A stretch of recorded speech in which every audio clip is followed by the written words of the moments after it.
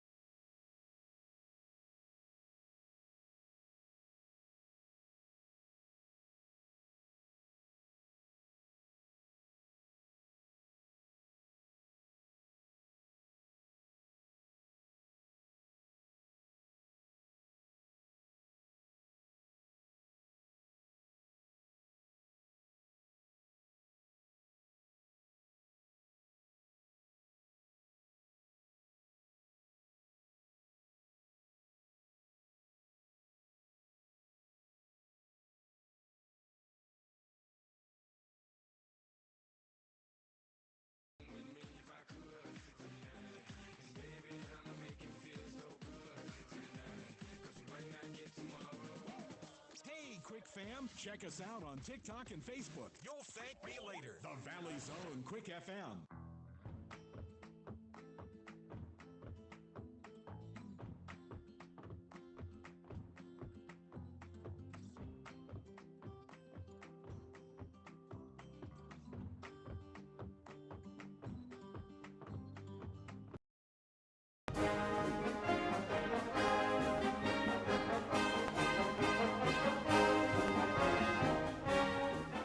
I'm here with head coach Austin Dobbs. Coach Dobbs, congratulations on your big win Friday night at Yellville. Kind of did what we needed to do, took care of business, and kind of did it convincingly. Yeah, no, it was a good one. Traveled well and did what we needed to do to come out with the victory. You know, we talk about it, you know, scoring first. I did some research. So 7 out of 9 games, 7 out of 9 that we have opened our first drive with a touchdown. Yep. How important is that for your team? And, you know, to give you a little confidence is starting out the game. Yeah, you know, it does play a role into kind of getting things going, and it sets the tone early. You know, it's in every game, it's kind of been back and forth. You know, we score first, sometimes we give up a score, and, you know, they kind of get the momentum back. But anytime you can get momentum on your side early, it helps you, and it definitely helped Friday. Yeah. Saw some things defensively, saw a lot of improvement. Obviously, held them to 8 points. But so, you know, one of the things that we noticed just from kind of watching film, watching the game Friday night, a couple of guys that are really starting to stand out.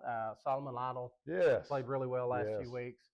Did a really good job getting after the quarterback. Well, really, your whole defensive line, Dayton Rawlings, we got pressure on him with those two pretty much all night. Yeah. It was exciting to see. Solomon has really come on really all year, you know, but you just see him keep getting better at that end spot. You know, I think at first when we moved him inside out, I don't know that he was sure about it, but he sure has came on in that role. And he's quick and fast and reads the plays, gets down the line flat. And, you know, as he gets older, he's only going to get better. And Dayton, of course, we knew Dayton going in, you know, he's strong, fast off the line of scrimmage. And they both caused a ton of pressure against Yellville and also their problems in the run game as well. Right. Had a big, you know, they're instrumental on that big 4th down stop. We stopped them on, it was on our end of the field. They went for it on 4th and 1. Got a big push also from Mr. Newby up front. Yes. So we don't get to mention him a whole lot, but and the linebackers too. But that was a big, you said it was a big turning point. It kind of helped us put the game away a little bit earlier. Yeah. Anytime you get them, you know, 4th and short and get a stop, that's huge for a defense. Yeah. And you know, if you watch that clip, you know, you see all 11, even our corner, and you see Kenny kind of get on there and push it as well. And so, you know, defensively, I know Coach Harrelson likes to see it. When you get 11 guys to the football, you're excited. Well, and that's another thing I noticed Friday night. I thought we ran around a lot better. We flew to the ball a little better than we have. You know, if you want to take a little bit of a negative away, we saw a couple of the pass interference calls coming back. You know, that's kind of plagued us a little bit this year. It has. And you know, I know it's something y'all have talked about, something you've been working on. Yeah, it's something we practice every week and go over it over and over and over again. You know, again, this week it's been another week trying to prepare those guys and put them in spots to have success. You know, I think that's the biggest thing there too. You know, you see, you know, face guarding's not illegal, but you a lot of times when you're not trying to make a play on the ball, you're going to get that called. Well, and especially if there's any contact. You know, and as old defensive back coach, it's frustrating, but you know, 9 times out of 10, you're not making a play on the ball. You make contact with the receiver, they're going to call it. They're going to call it, yes, sir. And so, but again, just something we got to. Yeah, we got to fix. We got to fix, absolutely. If they're going to call it, we got to stop doing it. Absolutely. You know, had another player that stepped up, White Hearn. First interception. Yeah. And so that was big also. Yeah, he was in the right spot. You know, he read the coverage, read the concept they were playing, and he was in the perfect spot to make that play. I was just glad to see him catch it. So glad to see him catch it and got upfield a little bit. I want him to go score. I'm on the sideline trying to get everybody back, and he runs out. But super proud of him, and he's a deserving guy for it. For sure. Well, and that was big in the sense that it allowed us to get to that mercy roll and run that clock. And again, you're going on the road, going a long way. The thing you want to do is get that clock turning as quick as possible. Yeah, no, it's always good to take care of business in that way and get to 35 and move on. And then offensively, Jaden Martin had a huge game. One of the better runs that we've seen this year. He looked like he channeled his inner Darren McFadden. Yeah. Which I don't even know if he was old enough to see Darren McFadden play. He probably doesn't know who he is. But he came out with that one run, stiff-armed about 5 different people, and just willed his way into the end zone. Yes, he did. And I can't remember who carried him in there at the very end. It may have been his brother, maybe a couple others. But no, it was big. It was a big run, and we're so accustomed now to seeing special things from him and his brother. But that was a huge run for us, and it got us to 35. I didn't check. What were the rushing stats? I know Jaden had 177. I was really proud of Dakota Ham. He came in there and stepped up and got one run, almost scored, took it 20 yards. Mason, I think, had 55 on the ground, and he only had 5 carries. So those guys were averaging well over 10 yards a carry. Right. I want to say we ended somewhere between 270 and 290 on the ground, which is really good, really good. And not a really, you look at the numbers, not a real productive night for Cole Crawford, but he didn't really have to do anything. He didn't have to do much. No. But he had a couple touchdown runs. Yeah. So I thought he looked good running the ball. Yeah. Yep. But again, just a dominant performance up front by the offensive line. I don't think we punted the ball. No, we scored every time we touched it. So that's good. We want that. Well, got a big one this week. What does this game mean? We got Mayflower coming senior night, Thursday night.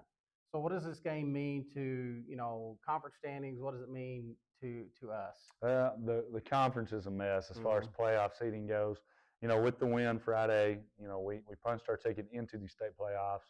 Now this game's going to just determine a ton of seeding.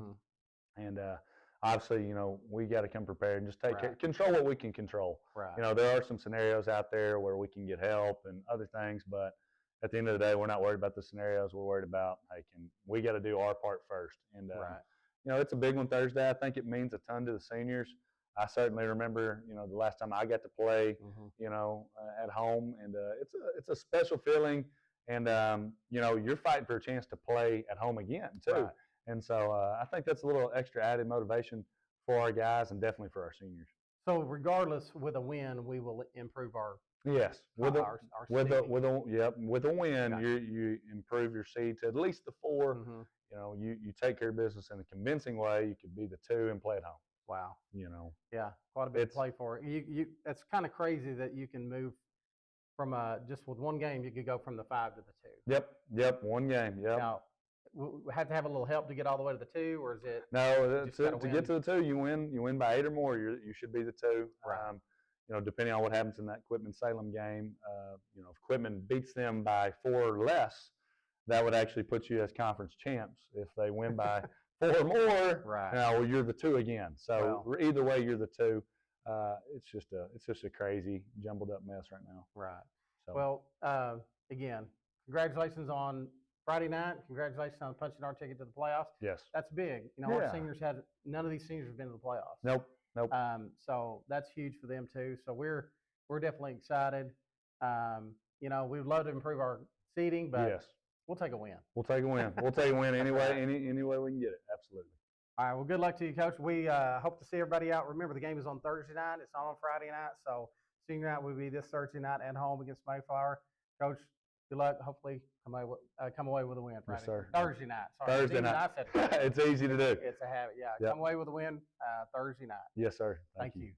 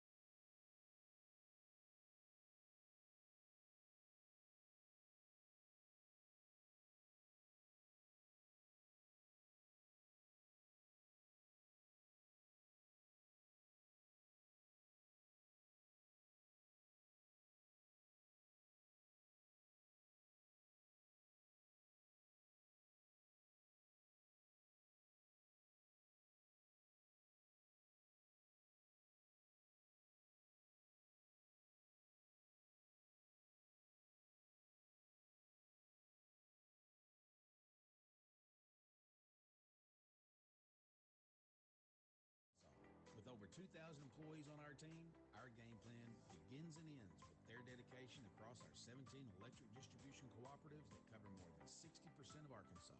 They are our most valuable players. Electric Cooperatives of Arkansas. The power to deliver, the drive to win. Finding your place is more than just a location. It's about discovering your purpose, exploring your passions on a campus that feels like home. At A-State, you can achieve at the highest levels, form lasting relationships, and support the Red Wolves, both on campus and in the wild. Whether you're into research, the arts, healthcare, or maybe something else, there's a place for you at Arkansas State University. Find your place in the pack. Visit astate.edu to learn more. Welcome back, Hog fans, for more scratching action from the Arkansas Scholarship Lottery. This is looking like a good one. First appearance of the dime we've seen all season, Tom. The luck is thick in here tonight. After all that scratching, she's a winner! The Arkansas Scholarship Lottery. Every day's a chance to win big. Pick up a ticket today. This is about halfway winning. right Okay. Call or text 1-800-522-4700 for Problem Gambling Helpline. Children grow up so fast, but it takes just a moment to plan for their future and their education.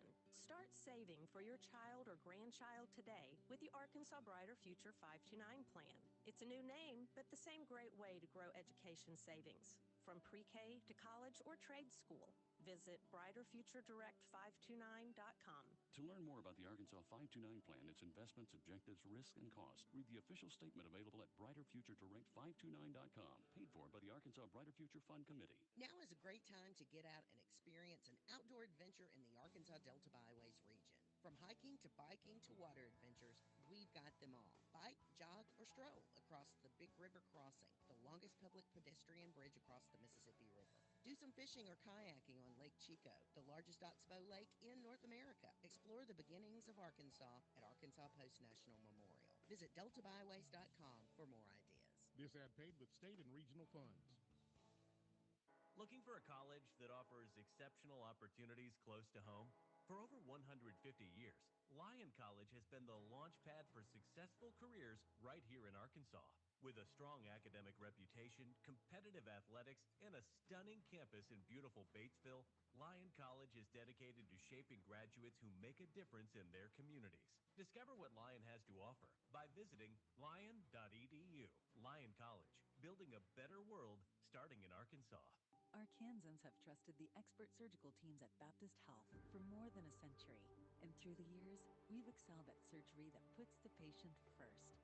Heart surgery, orthopedic surgery, neurosurgery, breast cancer surgery, and any surgical challenge you face. At Baptist Health, we put all our effort into perfecting one very particular type of surgery, yours. Learn more at baptist-health.com. Baptist Health, for you, for life. The future is not about a bond reaching maturity. The future is what my grandfather worked for. It's what my father carried on. It's my responsibility today. The future is my son's tomorrow. At the Stevens Private Client Group, we believe that our strength builds success, not only for us, but for our clients. Stevens, member NYSE, SIPC. Little Rock is where you'll be amazed by every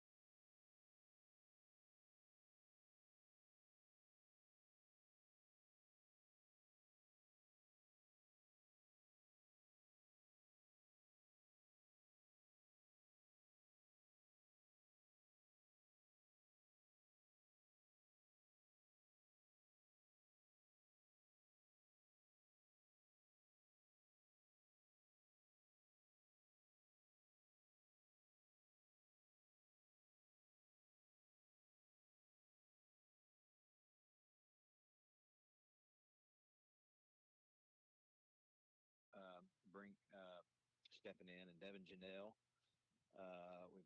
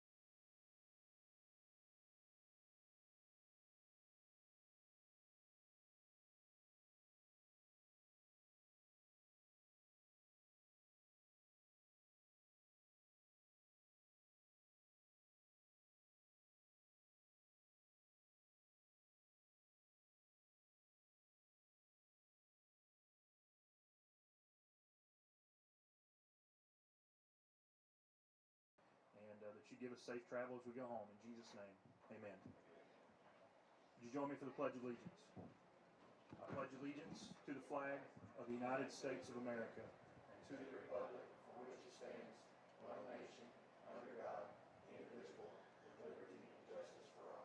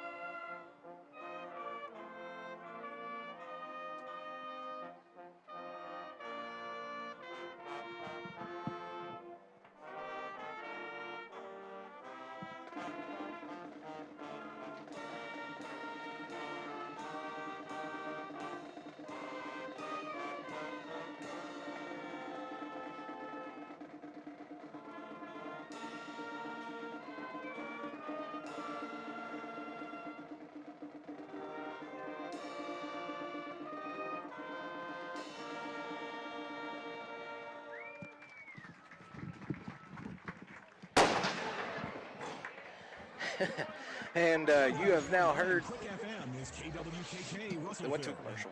EAB Media Group radio station. And we are back from the national anthem. We're getting ready to kick this thing off. Scott, being joined here by my broadcast partner, Scott Warren. Scott, I forgot the cannon was here tonight, and I only had one ear on. That was a surprise. Yeah, it'll take you by surprise. I hope we hear it a lot tonight. I would love to hear it a lot. Already on the broadcast, Scott kind of ran down the stats here a little bit. A lot of good things happening for the Red Devils so far this season. But as I mentioned earlier, kind of a contest of the immovable object and the irresistible force. The number one rated scoring offense, Atkins Red Devils, versus the number one rated defense in the division, the Mayflower Eagles. This is kind of like a Hulk Hogan, Andre the Giant, if you will. What do you look to see tonight, Scott? Yeah, you got high-flying offense and a pretty stout defense. So the question is going to be who can establish their will early in the game, and the Red Devils are going to look to get off to a hot start as they have so often this year. And then, Mayflower has a pretty potent offense on their side of things. They average around 35 points a game. So Red Devil defense had a bit of a get-right last week, and the defense really clamped down and did a good job on the road at Yellville. But Mayflower's a little bit of a different animal, so it's going to be a big test for the Red Devils, and there's a lot on the line. I'm sure you've already talked about some of that in the pregame, but this is a big ball game tonight, and good chance for the Red Devils here to make a statement and put themselves in a much better position in terms of playoffs and all that, but they got to get through a very stout Mayflower team in order to do that. Oh, you're exactly right. Hey, one of the things we talked about a little bit in the pregame, Scott, is the fact that Atkins is 43 or 44 yards away from having 2,000-yard rushers. And that would not be possible without this offensive line, which, by the way, folks, this offensive line is one senior, one junior, and three sophomores. Austin McCurry is the senior leader for this offensive line. He goes by the nickname of Batman, he told me today. In fact, Austin McCurry, as we had the pregame meal, told me that he has given nicknames to all of these men on this offensive line. Chance Calden, the big left tackle for the Red Devils, sophomore. They call him Andre the Giant. And if you've never seen Chance Calden, you need to give him a look, because he certainly does look like Andre the Giant. Sawyer Bartlett coming in at that guard position. They call him Slim Jim. Over at right guard, you have Cade Bartlett. His brother, they call him Maui. And then the right tackle across the other side, Lucas Shannon, they call him the Marshmallow Man. Not sure Lucas liked that too much, but he said, you know what, I'll take it. I'll take it. This offense, go ahead. I don't think they care what you call them as long as you give them a little bit of love. The offensive linemen don't normally get mentioned unless they're guilty of committing a penalty, but these guys have done a fantastic job of creating holes for these, as you said, two rushers who are on the brink of surpassing 1,000 yards. We fully expect both of them will go over the 1,000-yard mark tonight, and that is credit to those 5 guys up front who paved the way for them.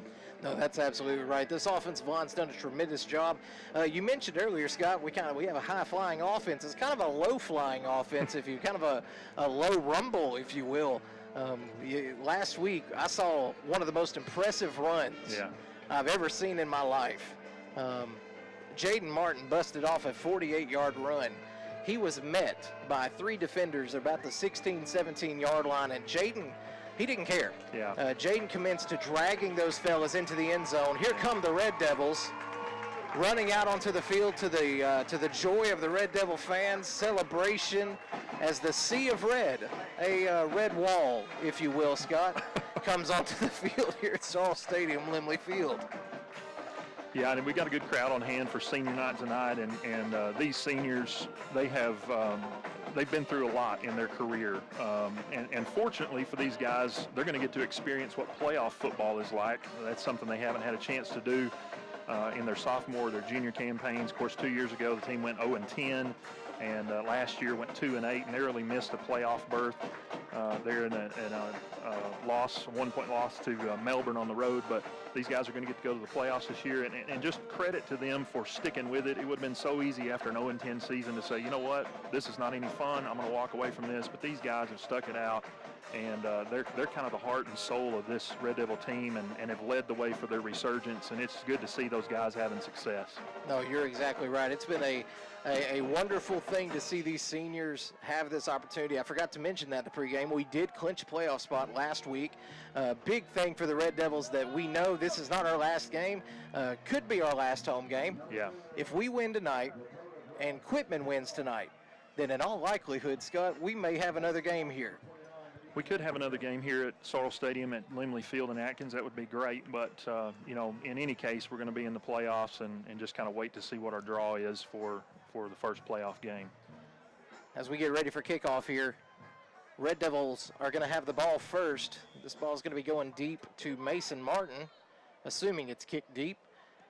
Kick is up, and it is going to be a squib kick right here. It's going to be fielded right around the 30-yard line by number 80, Lucas Sims. He's going to pick up about 7 yards, and he's going to be brought down. Red Devils will have the ball at the 38-yard line for their first drive of the night. Yeah, pretty good starting field position, and we've talked about that before. As you have those shorter kicks, that's one thing that kind of works to your advantage. You get a shorter field, and last week the Red Devils capitalized on a short field on several possessions. Didn't rack up a lot of yards in terms of offense, but put up 50 points. They just consistently got that short field on the kickoff, and then the defense gave them the ball in pretty good field position too. See what the Red Devils do here on this opening possession as they take it from their own 38-yard line. Crawford back to take the snap of the Red Devils. He has an empty backfield. It's going to be 4 wide. Jaden Martin to the flank of the line next to Chance Colvin. Have a man in motion across the middle. It's going to be a jet sweep. Tossed it to Davin Bowden across the middle. Davin is going to be met right at the line of scrimmage. Looked like he had somewhere to go, but Mayflower defense gobbled that thing up pretty quickly, Scott. Yeah, and we talked about that before, just a really solid defense. It's going to be tough to get the edge on them, and that's what Davin was looking to do. I think if he had cut that ball back at about just past the hash, between the hash and the numbers, he might have had some room, but he wanted the edge, and Mayflower, just a very fast team to the ball, didn't allow that to happen. No gain on that play. It'll bring up 2nd and 10. Taking a look at this defensive line, Scott, they've got some beef down there. There is some beef on that Mayflower defensive line. Yeah, and they're going to look to push the line of scrimmage back, and it's going to be up to that solid Red Devil offensive line to make a push and create some room. Mason Martin takes a direct snap. He's going to push forward. He's got some good yardage there. Picks up about 6 yards on the play. Should bring up 3rd and 4 for the Red Devils. Yeah, good job there by Mason of just being patient and waiting for a little hole to develop on the left side of that offensive line, and got about 6 yards on the play. Moves it up to the 44, where it'll be 3rd and 4 for the Red Devils. Jaden Martin in the backfield next to the quarterback, Cole Crawford. Look to the sideline, get a different play in. Hard count didn't work. Jade needs 1 yard to go over 1,000. He's sitting at 999 rushing yards this season. We've got a penalty flag on the play. That's going to be a false start against the Red Devils. Going to back him up, Scott. It's going to be 3rd and 9. So what do you think we do here? 3rd and long, not 3rd and short. Yeah, where the ball is, you know, I think we may still be in 4-down territory here. You know, if you can get close to midfield without getting a first down, so you might have a couple of chances to pick this up. Certainly 3rd and 4 was better than 3rd and 9, but we'll see what the offense can do here. Red Devil offense coming out 3rd and 9. Ball on the 39-yard line. Mason Martin now in the backfield. Jaden Martin split out wide right. Cole's looking for a pass.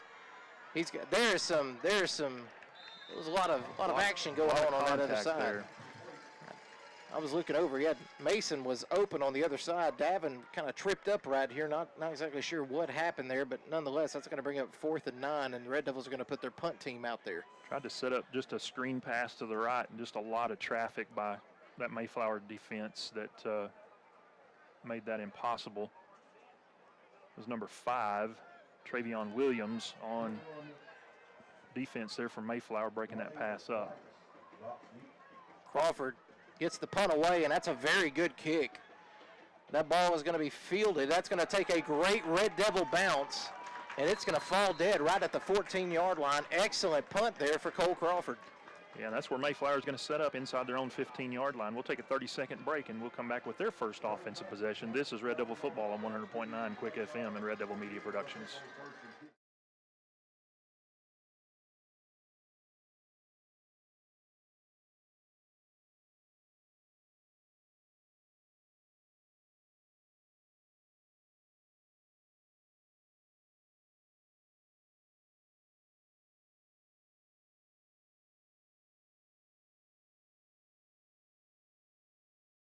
At Arkansas Post National Memorial.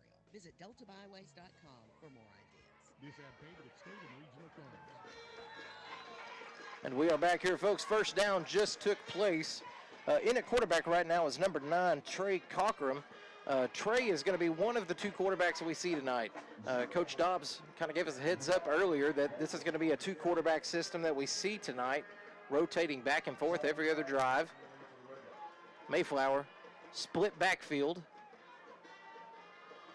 Got the Red Devils showing some pressure there on the edges. AMT coming off that right side.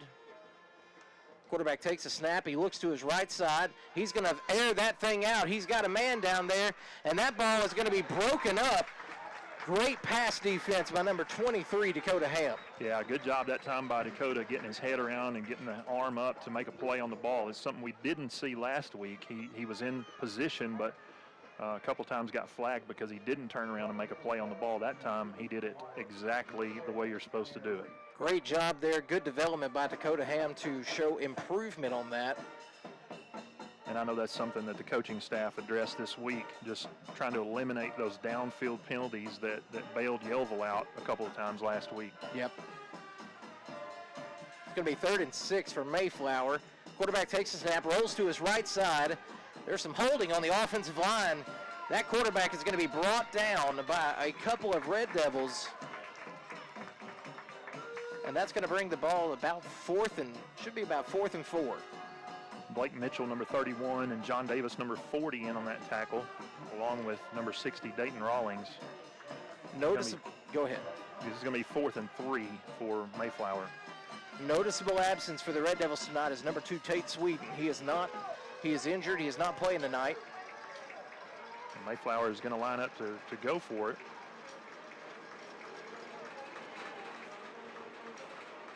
They were trying to get Atkins to go for that hard count. Yeah. Play clock winding down 3.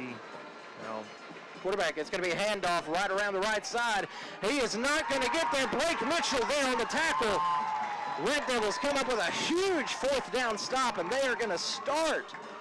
They're going to start their field position right at the 21-yard line in Mayflower territory. Fantastic job there by the Red Devil defense. Austin Martin Trussell keeping that running back from getting that edge to the left and turned him back inside. Blake Mitchell there to finish him off. Huge turnover on downs for the Red Devils. As you said, Zach, they get a very short field here. Ball just outside the Mayflower 20. Mason Martin back in the Wild Devil formation. Takes a snap, goes to his right side, looking for, he's got a hole. Mason's making some room happen. The pile is moving. They're going to pick up about 6 yards on this play. Should bring up 2nd and 4 for the Red Devils. Yeah, they're going to give him just inside the 15. It's going to be a great pickup there for Mason Martin, who just needed around 40 yards to go over 1,000 for the day. Yeah. That gets him a little closer. It does. He's not quite as close as older brother. 2nd and 5 for the Red Devils. Jaden Martin in the backfield.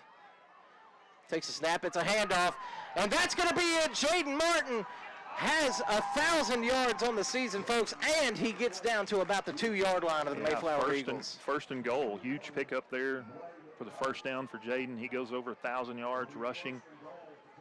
Little brother Mason not far behind him. Red Devils looking to cash in and get on the board early. It's going to be a handoff. Jaden has the ball. He's having to fight for it. He's going to be lucky if he got back to the line of scrimmage there. Yeah, he was stood up at about the 2, which was the line of scrimmage, and then turned back, so no gain on the play. Dayton Rawlings and Blake Mitchell coming to sub in for the Red Devils, looking to get a little bit more beef on the front of that line. Number 11, Jamarian Purtle, there on the tackle for Mayflower.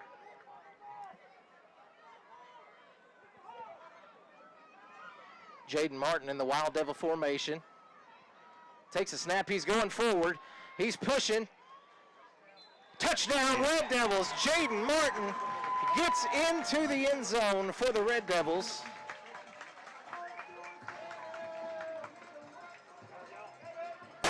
There's the cannon.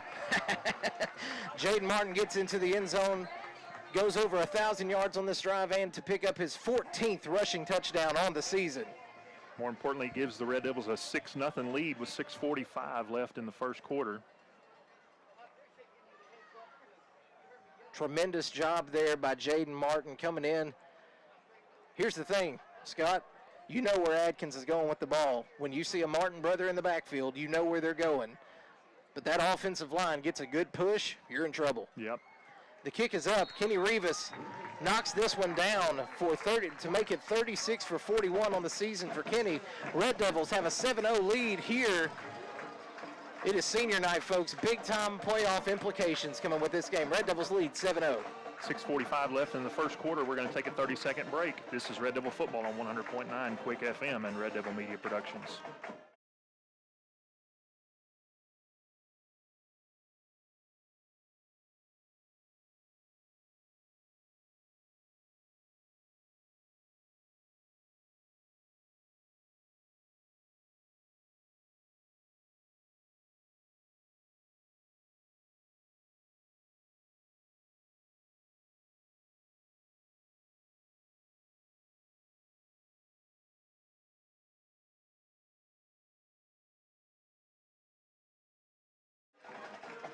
And we are back here, senior night, 6:45 left on the clock here in the first quarter. Red Devils lead 7-0. Scott, do you think Mayflower's regretting going for it on 4th down there in Red Devil territory? I think so. That's a big gamble, you know, especially deep in your own territory to go for it.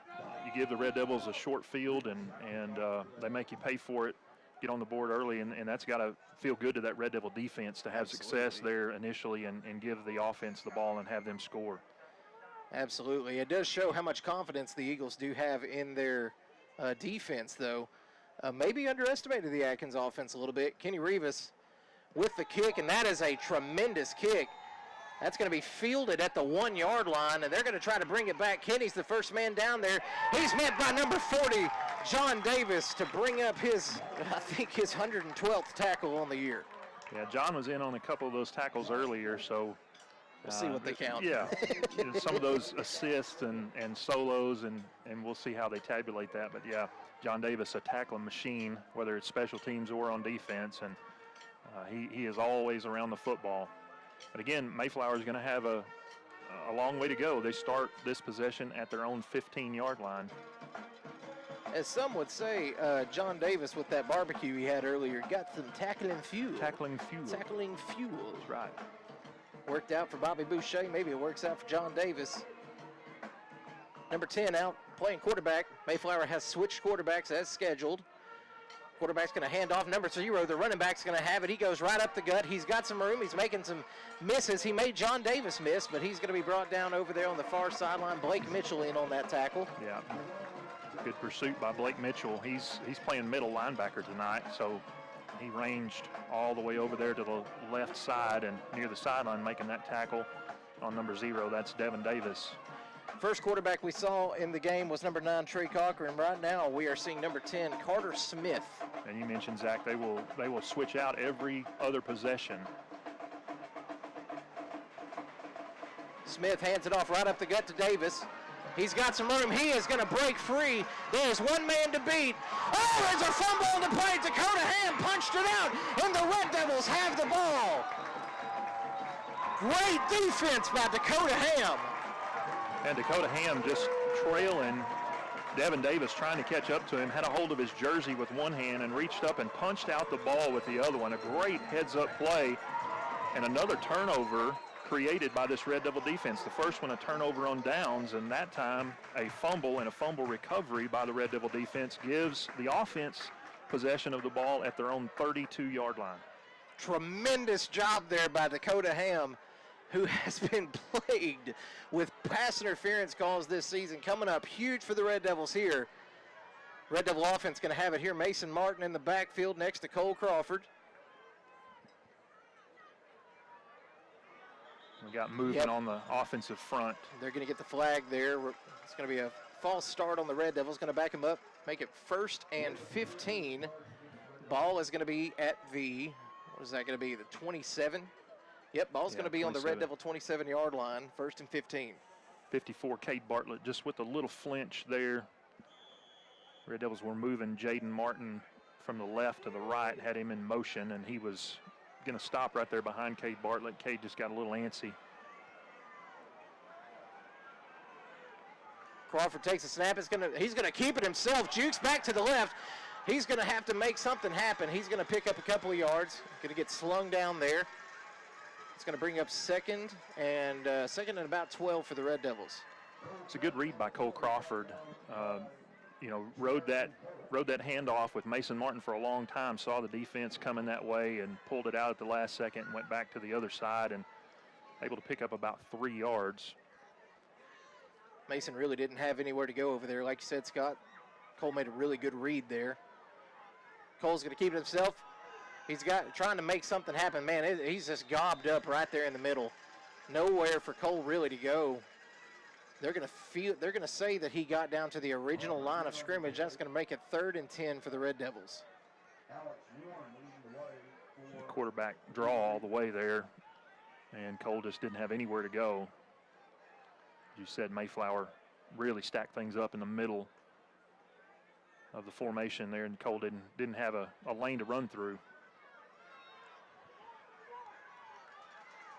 Crawford rolls out to his right side looking for a man. He's going to have to just dump this thing off, and it goes over the head of Davin Bowden. Cole was about to take a huge sack for a loss there.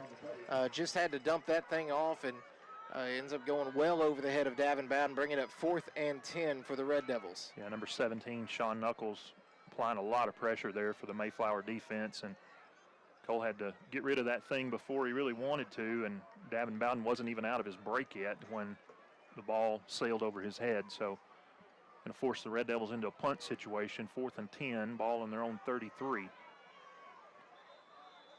We've got a penalty flag. I'm assuming that's going to be a penalty flag. What's going on, Scott? Offsides on the offense. So it's going to be offsides on the offense? Yeah, that was the indication. Somebody line up offsides? That would be my guess. Okay, that's going to back the Red Devils up 5 yards. It's going to be 4th and 15. Red Devils now kicking from the 27-yard line. Cole's going to really have to put some stank on this one if they want to put them back in some bad field position. Crawford gets it, and he gets a little yardage on it. That ball's going to roll, and that's going to go dead right at the 40. It's going to be about the 43-yard line. Mayflower going to have the best field position they've started with all night here. Yeah, by far. They've been pinned deep on both of their possessions so far. This one gets them out near midfield. Kind of a low punt there by Crawford. Kind of sideways. The ball was kind of doing the wibble wobble there. Yeah, a little bit of a watermelon style punt there. There it is. I think watermelon's better than wibble wobble for the folks that are visual thinkers. 4:26 left here in the first quarter. Red Devils leading 7-0. See if the defense can make another big stop here. Quarterback hands off right up the gut. He is going to be met by that beefy defensive line of the Red Devils. Camden Newby in on that thing. Austin Martin Trussell crashing down as well. He's going to get a pickup of about 3 yards. 2nd and 7 for the Eagles. 56, Sawyer Bartlett. Number 5, Kenny Rivas coming over from his corner position to be in on that tackle as well. That's something we saw a lot last week. The Red Devils really rallying to the ball, bringing a lot of men to the ball carrier, and good to see them starting that way tonight. Got another handoff. He's going right up the gut. He is going to be short of the first down. Should bring up about 3rd and 2 for the Eagles. Red Devils making a stop there. And right at the snap, number 70, Solomon Lytle, was in the backfield from the end position. He had a great game last week and has really played well the last several weeks. Yep. Be important for him to get in and disrupt some things in that Mayflower backfield tonight. 3rd and 1 for the Eagles. Quarterback rolls out to the right side. He's got some room. He is going to have the first down. He's going to be shoved out of bounds. Referee's going to indicate he was shoved out of bounds at the 44-yard line of Red Devil territory, and that's going to be where they set up 1st and 10 with 3:20 left here in the first quarter.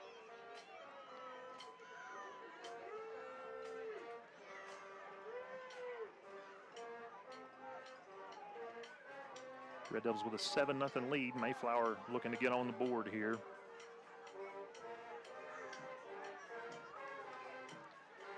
Quarterback throws it short over to the right side. He's got some room over there. He's going to push forward to get a good, solid pickup.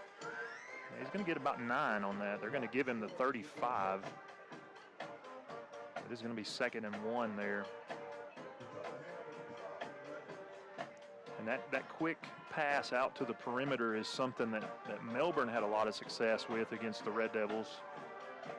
Mayflower looks to try to do some of that tonight on their own. Goes right up the gut, and he is going to have a first down. That ball is going to come. They're going to field it right at the 29-yard line, 28-yard line of the Red Devils. Mayflower has a drive going, trying to get into the Atkins red zone for the first time tonight. This is about where the fumble happened in the last drive on that big run. Quarterback looking to his right side. He's got a man down there. He's beating the coverage. Red Devil defense could not stop it. And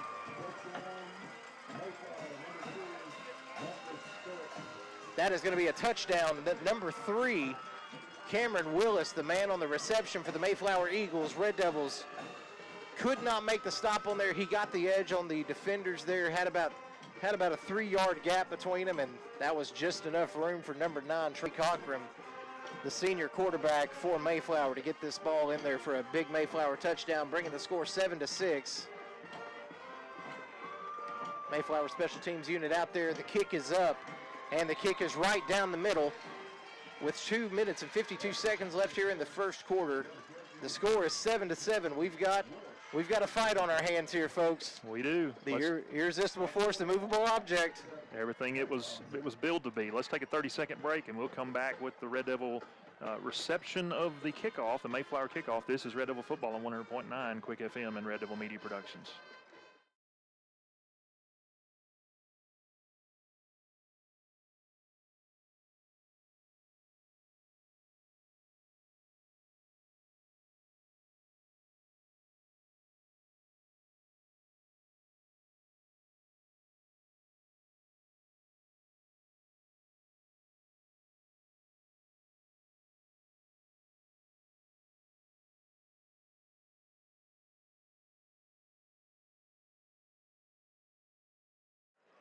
And we are back here at Sorrell Stadium, Limley Field. Red Devils took a quick 7-0 lead, had an opportunity to bring the score up even more after a Mayflower fumble on the play.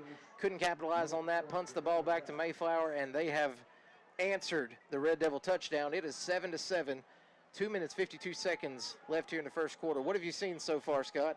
Well, that time just Mayflower methodically moving the ball down the field. You got a short kick here to the near side. Lucas Sims fields it, steps out of bounds at about the 35 where the Red Devils will set up shop here. But, Mayflower found success with that perimeter pass and short runs up the middle, and then got over the top there for the touchdown through the air. So Red Devils started off strong early on defense. That time allowed Mayflower to even the score. We'll see what the offense can do as they get the ball back here for this possession. Jaden Martin comes out looking like he's going to be in the Wild Devil formation to start this drive. Earlier in the game, Jaden eclipsed the 1,000-yard mark for the season. Hopefully will be the first of two Martin brothers that will eclipse 1,000 yards tonight. Also got his 15th rushing touchdown on the year. And he's not done yet. He's not done yet. He is in at the Wild Devil formation. Empty backfield for the Red Devils. He's going to bobble the snap. That was a low snap. He bobbles it. I'm not sure if he came up with it. Yeah, Mayflower's saying they've got it, but Jaden able to reach down and pick it up. But it is going to be a loss of about 4 on the play. Got a feeling they're going to pivot out of this one. Crawford in at the QB position, Mason Martin on his flank. Red Devils have 2 men out wide to the left, 1 out wide to the right. The man on the right is Davin Bowden, who has been Cole's favorite target this season. 2nd and 13. Yep, we're going to have offsides on Mayflower. They had a linebacker that jumped. Trying to time up the snap there, and he just got there a little early.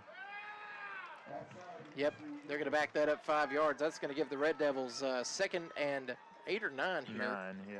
So it gets you the penalty or the fumble yardage back with that penalty. 2nd and 9. Guilty party on that penalty for Mayflower was number 13, Alex Warren, outside linebacker there, trying to get a jump on things and just got there a little too soon. Crawford takes the snap, looks immediately to his right side. He airs it out. Davin's looking for it. Davin comes down with it. What a catch!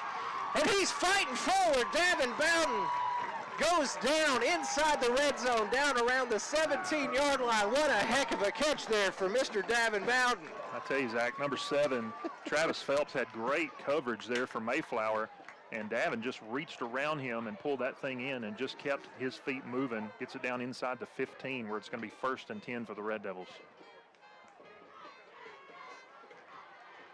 Crawford, the man in the backfield. Jaden Martin on his flank, the senior running back that eclipsed 1,000 earlier. Takes a snap. It's going to be a handoff to Jaden. There's nowhere to go. Absolutely nowhere to go for Jaden. He is met up front. Great job by the Mayflower defense, crashing down and just overwhelming the Red Devil offensive line. It was, I think it was 7 or 8 on 5 down there. Right, they're bringing extra men to the middle, ready for that run either off the left tackle or the right tackle. That time it was number 11, Jamarian Pirtle, and number 13, Alex Warren, were the guys who just overwhelmed that offensive line. Cole Crawford takes a snap, looks to his left side. He's got pressure. He's going to throw this thing. It's back in the end zone. That pass is caught. Touchdown for the Red Devils. What an incredible catch. It's number 29, Mason Martin, who was just camped out in the back corner of the end zone. and Cole had him open early. He broke open. Mayflower was kind of shifting their defensive alignment and trying to bring a guy up to the line of scrimmage, and Mason just ran past him, but Cole had pressure, couldn't really set up and throw to him earlier, but found him in the back corner of the end zone, and Mason went up and made a tremendous catch to put the Red Devils up 13-7. What a heck of a catch there from Mason Martin, not just doing it on the ground, doing it in the air too. I think that's Well, Kenny Rivas has the kick up, and of course the kick is good. Mr. Rivas has been automatic. That brings our score 14-7. Red Devils lead the Eagles. 1:03 left here in the first quarter. We'll take a 30-second break, and we'll come back with Red Devil Football on 100.9 Quick FM and Red Devil Media Productions. Since 1957, Arkansas Capital has been empowering entrepreneurs, helping businesses thrive, watching communities prosper, and making dreams become reality. Arkansas Capital is a beacon of hope for businesses seeking a fresh start or growth capital by providing a variety of financing solutions. But Arkansas Capital isn't just a financing corporation. We're your partners in growth. Put our 145 years of combined experience to work for you. With over $500 million in loans to facilitate projects, Arkansas Capital is dedicated to your success. Learn more at arcapital.com. That's arcapital.com. And we are back here, folks. Red Devils lead 14-7 here on senior night at Sorrell Stadium, Limley Field. The Red Devils looking to shock the Eagles tonight, who come in here 8-1 with a heartbreaking loss last week against Salem. Major playoff implications in this game tonight. We've already mentioned that a couple of times. If the Red Devils win this game, certainly puts them in a much better position heading into the playoffs. Yeah, almost certainly if with a win tonight would be the number 2 seed, but possibility is there for them to end up the 1 seed out of the conference. But got to take care of business here first and finish this one off. We need Quitman to handle business while they're playing Salem as well, if that's going to happen. Yeah. Kenny Rivas with the hand up. He's ready to boot the ball downfield. He takes off.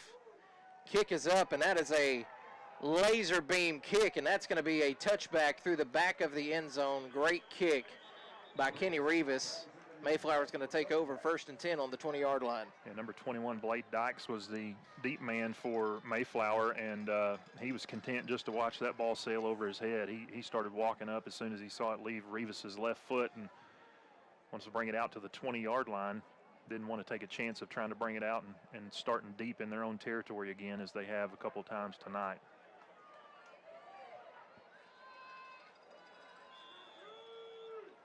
Mayflower's going to come back out with number 10, Carter Smith, at quarterback.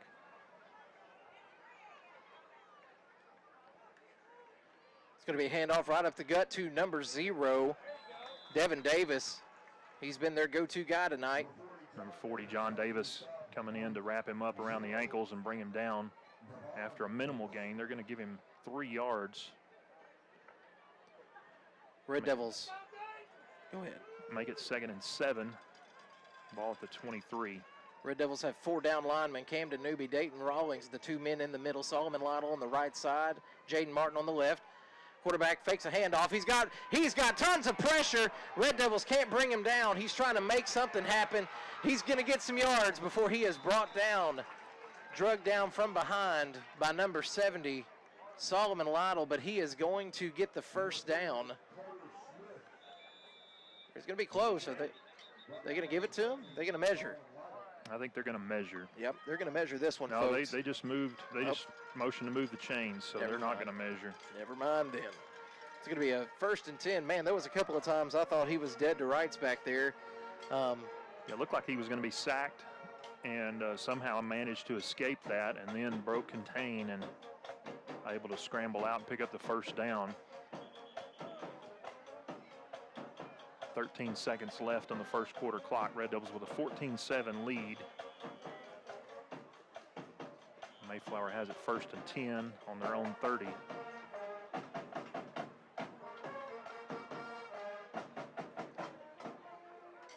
.13 seconds left here in the 1st quarter. Mayflower has it 1st and 10. A loaded, heavy set here.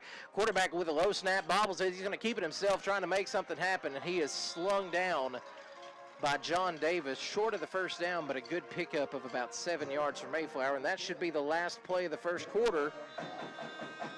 That is our buzzer. At the end of the 1st quarter, the Red Devils lead the Mayflower Eagles 14-7. We'll take a 1-minute break. This is Red Devil Football on 100.9 Quick FM and Red Devil Media Productions.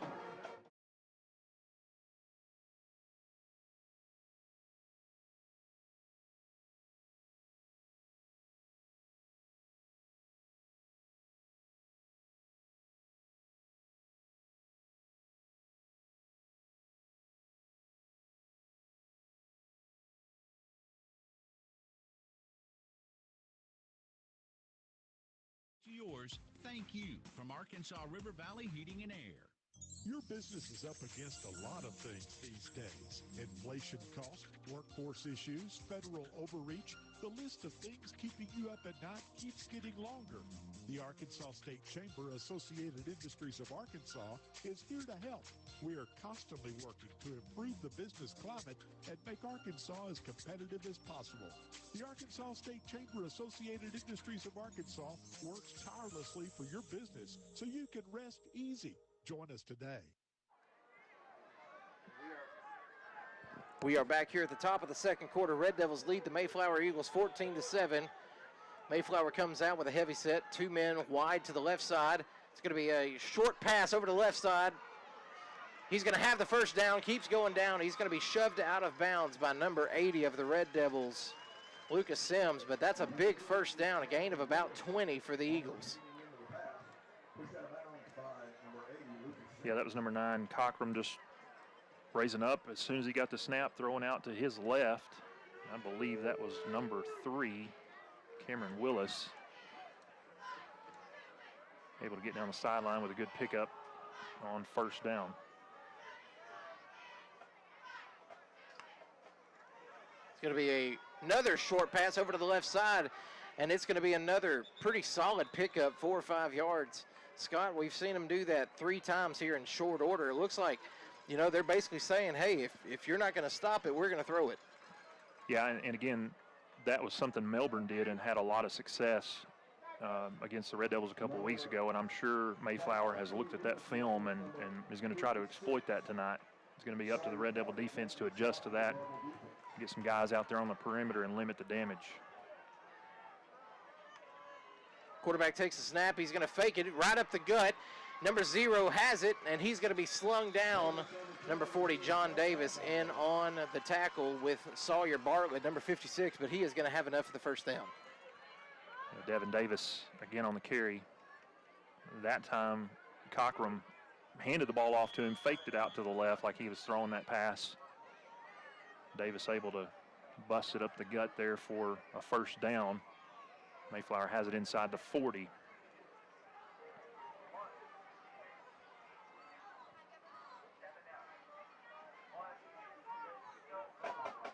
Trey Cockrum, the quarterback, takes a snap, hands it off right up the gut. Davis is going to get a pickup of about 3 or 4 yards before he's brought down to bring up second down. Mayflower heading towards the Red Devil red zone here. Ball's going to be placed at the 36-yard line. It's going to be 2nd and 6. Number 60, Dayton Rawlings, in on that last tackle for the Red Devils. Red Devil defense looking to make a stop here. Cockrum's going to keep it himself. Goes right up the gut. Had a huge hole. And he is going to get wrestled down by a host of Red Devils. He's going to get this thing down close to the 20-yard line.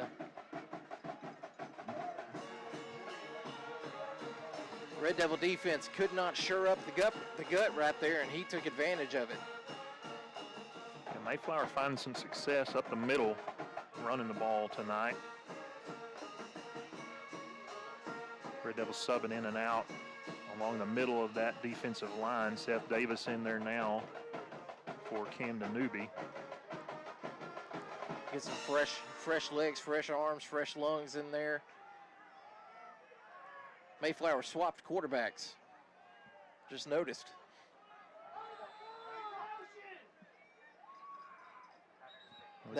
We got whistles. That is number 10, Carter Smith. They swapped quarterbacks in the middle of the drive. Yeah. We've got not sure what's going on here. I'm going to reset the play clock. The Red Devil faithful over here on the home sideline are not pleased with that decision. He's trying to give an indication to go ahead and start the play clock, which they finally do.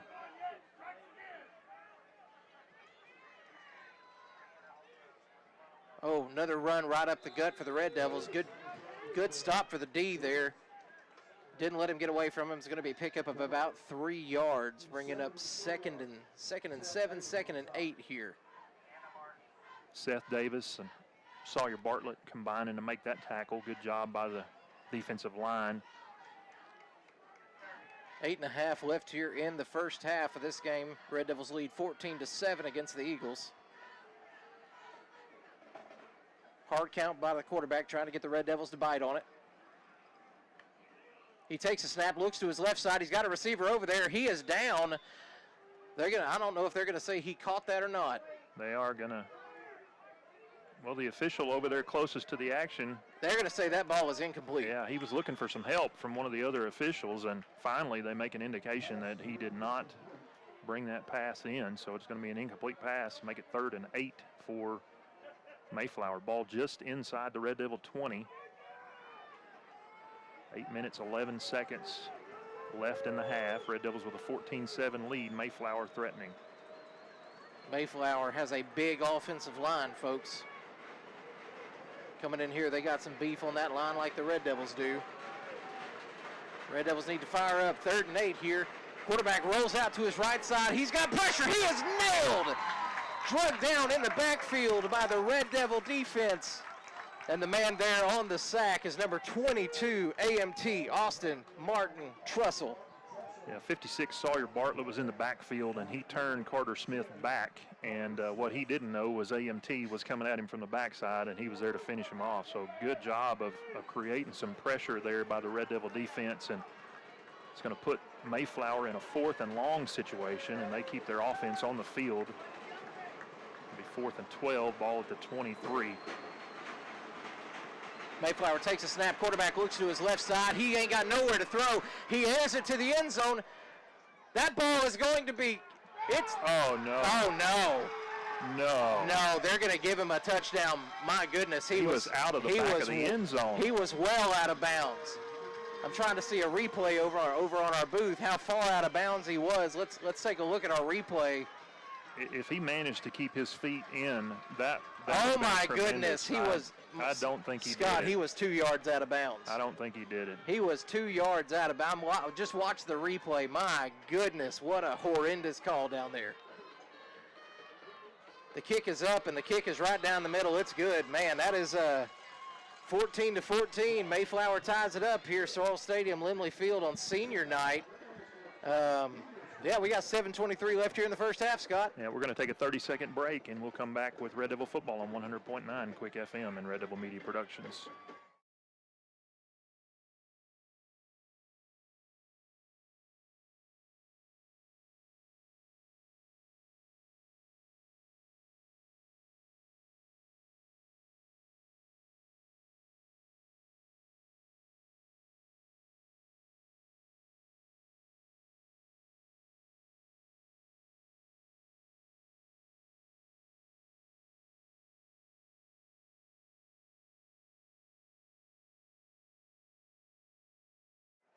We are back here after a flabbergasting touchdown.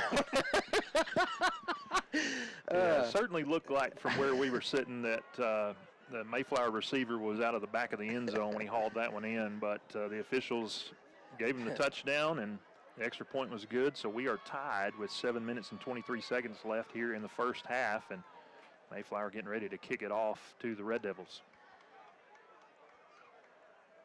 Mason Martin is going to be the man back to receive for the Red Devils, although the first two have gone directly to Lucas Sims, the senior, help him celebrate senior night, get a couple of kick return yards. They've been pooching it right over to the left, right just to the left of the kicker, and I would expect him to pooch it again. And I don't know, he's kind of pointed that way, so we'll see what he does. Well, he's 11 yards back, like he's going to put some sauce on this thing. We're going to see what he does. He's going to walk towards it. And, oh, they're going for an onside kick, and that ball is going to be fielded by the Red Devils. Who was that fell on it? That is Jackson McNutt. No, that is Sawyer Bartlett. Sawyer Bartlett, yeah. Number 56, Sawyer Bartlett is the man that falls on the ball for the Red Devils, and that's going to give Atkins tremendous field position in Mayflower territory on the 49-yard line. Kind of early to go for an onside kick there, Scott, when you're tied up. A little bit of a curious call there by Mayflower. We saw him go for a 4th down earlier conversion. They were not able to do that. They were deep in their own territory when they did that, and now they make a decision to gamble on an onside kick and give the Red Devils a short field. We'll see if the offense can cash in. Empty backfield for the Red Devils. Cole takes it. It's a QB draw right up the gut. Cole's going to get a good pickup of about 4 yards. It's going to be they placed that ball very short. Yeah. Why that's a questionable decision. That, man, they placed that ball about a yard behind where he landed. Yeah. It's the Flabberds have been gasted, Scott. I'm not sure about it. A little bit of an iffy spot there. It's going to be 2nd and 6. All right. 2nd and 6 for the Red Devils. Jaden Martin in the backfield next to Cole Crawford. Takes a snap, handoff to Jaden. He trips. He tries to backtrack, make it happen. He can't do it. Jaden tripped up there. The turf monster reached up and got a hold of him, and he's going to fall backwards. And another questionable spot here. I mean, I thought Jaden got back to the line of scrimmage and was bounced back, and they're not going to give him the line of scrimmage. They're going to say he lost a couple yards on that.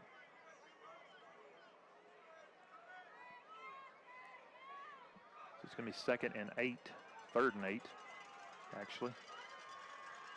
Crawford takes a snap, looks to his left side. He's got a man. Tanner Hegeming with the big catch. He's going to get brought down inside the 30-yard line at the 29. 1st down, Red Devils. Good pass there by Cole Crawford. Putting some air under it, giving Tanner Hegman a chance to run under it. Number 7, Travis Phelps, was there on the coverage for Mayflower. Not able to catch up to Hegeman. Tanner comes out of the game. He was... Took a shot there. He got sandwiched. Cooper Horn checks in for him, number 18. Hand off to Jaden Martin right up the gut. He's going to push forward for just a few. Not a whole lot. Mayflower's defense has done a really good job of shutting up the middle of the line there. They've done a good job making Atkins look to the air.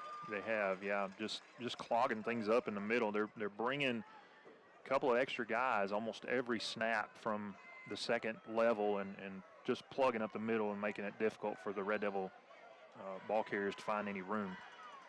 5.5 left here in the first half. It's going to be a handoff to Mason Martin. He's going to try to make something happen. He is. He's juking it back. Mason is going to make something out of nothing. I thought he was dead to rights here at the line of scrimmage, but Mason's going to fight forward. Pickup of about 4. Should bring up 3rd and 3 for Atkins. Yeah, more like 3rd and 4 where they spotted that. Yeah. Not giving us, not doing any favors for the Red Devils in terms of spotting the ball, or these officials, so gonna have to earn it tonight. Tanner Hegman back in the game. He split out to the left. Crawford takes a snap. He rolls out to the left side. Mason Martin is the man with the catch. He's got room to rumble. He is going to be knocked out of bounds right around the 8-yard line, but a tremendous pickup, and the Red Devils are down inside the 10. Yeah, and Mason's a little slow to get up after being banged out of bounds there by number 2. That's Marcus Phillips. But a good pickup there. 1st down for the Red Devils inside the Mayflower 10. It'll be 1st and goal from the 8. Jaden Martin in the Wild Devil formation. Takes a snap. He's going to run forward. He's fighting forward. Got men pulling on him. He's going to get a good pickup of about 3 yards before he's brought to a bad spot. He made it to the 5, and they're going to place it at the 6. Yeah. Number 17, Sean Knuckles, one of the men in there for Mayflower on the tackle. So it'll be 2nd and goal. Ball at the 6-yard line. We've got a... Looks like referee's having a conference down front with the in the trench with the big fellas.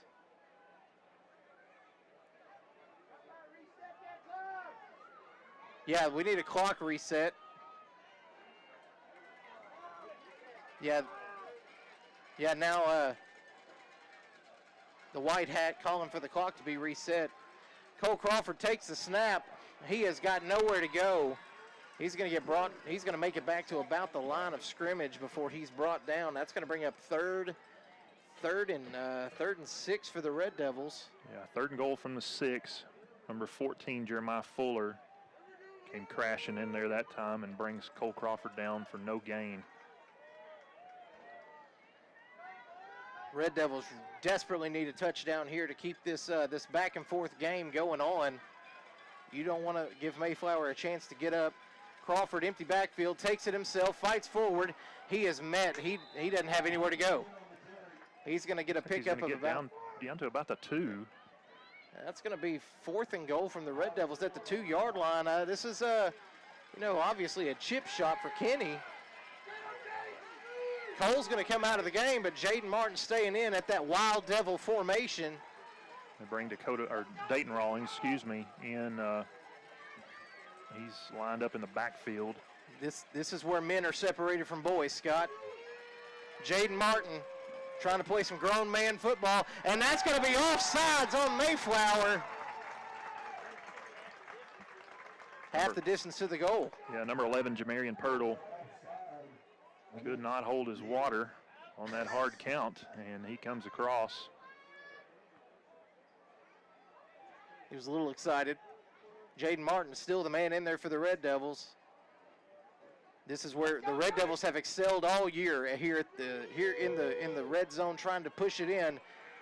Ball inside the 1-yard line, so offensive line got to create a little bit of a push here. Jaden's going to get it in. Touchdown, Red Devils. Jaden Martin putting it in for his 2nd tut of the night. Puts the Red Devils up 20-14. And Mayflower has one of their defensive linemen comes up a little gimpy, number 79. That is Devontae Williams, the 5'10", 290-pound junior, who ended up on his face on that play. I didn't see who blocked him, but they put him in the dirt. And Cole Crawford gets across for the 2-point conversion. Yeah, we had a fake there for the 2-point conversion. He pushes it over. Red Devils take an 8-point lead here on senior night. 2:44 left in the first half. Red Devils lead 22-14. We're going to take a 30-second break. This is Red Devil Football on 100.9 Quick FM and Red Devil Media Productions.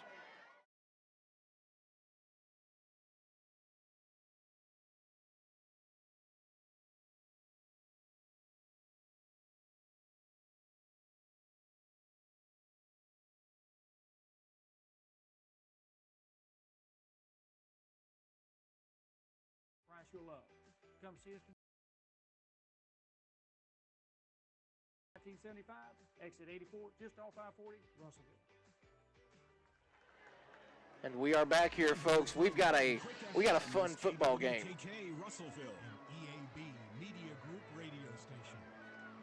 We got a fun football game going on tonight, folks. 2:44 left in the first quarter. Atkins Red Devils lead the Mayflower Eagles 22-14. What have you liked so far, Scott? What have you liked? What have you disliked? Well, it's hard to dislike anything when you're up 8 points on a really good football team like Mayflower. But what I like is the Red Devils doing a good job of finishing that drive, putting the ball in the end zone, and then taking a risk, going for 2 there and converting on that to give you an 8-point lead here. I think Mayflower was expecting that the Red Devils would shift over into their kicking formation, and they didn't. Cole Crawford is the holder on extra points, so he was back there, and they just snapped the ball to him, and he took it right up the middle and put it in the end zone. So the Red Devils have a 22-14 lead. Kenny Rivas, the man back to kick with 2:44 left in the first. Kick is up, and it is another laser beam kick. It's going to be fielded at the 10-yard line. Red Devils back there trying to make a stop. He is going to be brought down after a pretty good pickup on the play there. Brought down at the 33-yard line. That's going to be where the Mayflower Eagles set up shop, 1st and 10. Who's going to be their quarterback? Looks like number 9, Trey Cochran, is going to be their quarterback. He's had seems to have had just a little more success on the night than number 10, Carter Smith. Yeah, it seems that Cochran is more of the passing threat of the 2 quarterbacks. Yeah, I would agree with that. Mayflower putting their, man, that's a large offensive line. They've got some good size up front. They do. Red Devil fans fired up here. Quarterback's going to keep it himself after faking it. He's got room up the middle. He's going to get brought down He is going to be just short of the first down. Oh, that's a friendly spot there. My that far side ref is he's given some friendly and unfriendly spots tonight. Yeah. He's going to give him that first down. Interesting. Yeah. All right. Never quite seen that hand motion, Scott. That's I'm gonna keep that to mind. first and 10. Mayflower has it on the 43, and Red Devils are going to call a timeout to talk things over. So with 2:19 left in the half, Red Devils with a 22-14 lead. We'll take a 30-second break. This is Red Devil Football on 100.9 Quick FM and Red Devil Media Productions.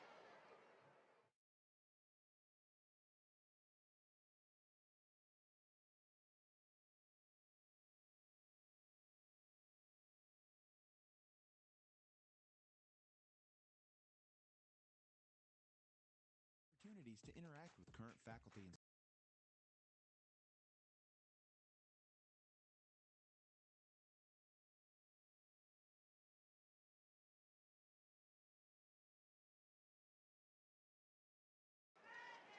.219 left here in the first half. Red Devils lead the Mayflower Eagles 22-14. Live stream folks getting a shot of the huddle there for the Red Devils. Camden Newby and Dayton Rawlings, the two men girding up the middle of that defense. Jaden Martin and Solomon Lytle, the two men on the edges. Got the trio of linebackers we talked so highly about at the beginning of the season out there in the middle. Blake Mitchell finally getting healthy. Quarterback keeps it himself right up the gut. He is going to be slowed down and finally tackled. John Davis comes over for the assist, but it's AMT that really brings him down for the tackle. That's going to be a pickup of 9. Yeah, Blake Mitchell slowed him down as he came through there initially. That was Cockrum on the keeper. Quarterback drops back to pass. He's got pressure. He steps up into the pocket, airs it out. He's got a receiver down there, and that ball just goes right through the middle of his hands. Red Devils catch a good break on that one. That was 3 Cameron Willis, and it kind of looked like he lost it in the sun, except there's no sun. It's night. So and the lights are bright. Yeah, I don't know if he did lose it in the lights, but it looked like the ball got on him before really he was ready for it. He had his hands up there, and it was almost kind of a self-defense pose for Willis. Red Devils catch a break there as Willis had a step or two on the Red Devils secondary. It's going to be 3rd and 1 here. Ball at the 47-yard line. Quarterback takes snap, hands it off right up the gut. He's got plenty of room. He's got the first down. He's fighting for more. John Davis with a hard tackle there. Mayflower is going to have the ball at the 29-yard line of the Red Devils with 1:42. Number 0, Devin Davis again on the carry for Mayflower.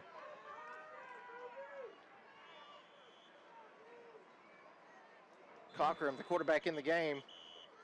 And the Red Devils are going to call another timeout here to talk things over with 1:37 left in the half. It is Red Devils 22, Mayflower 14. We're going to take a 30-second break. This is Red Devil Football on 100.9 Quick FM and Red Devil Media Productions.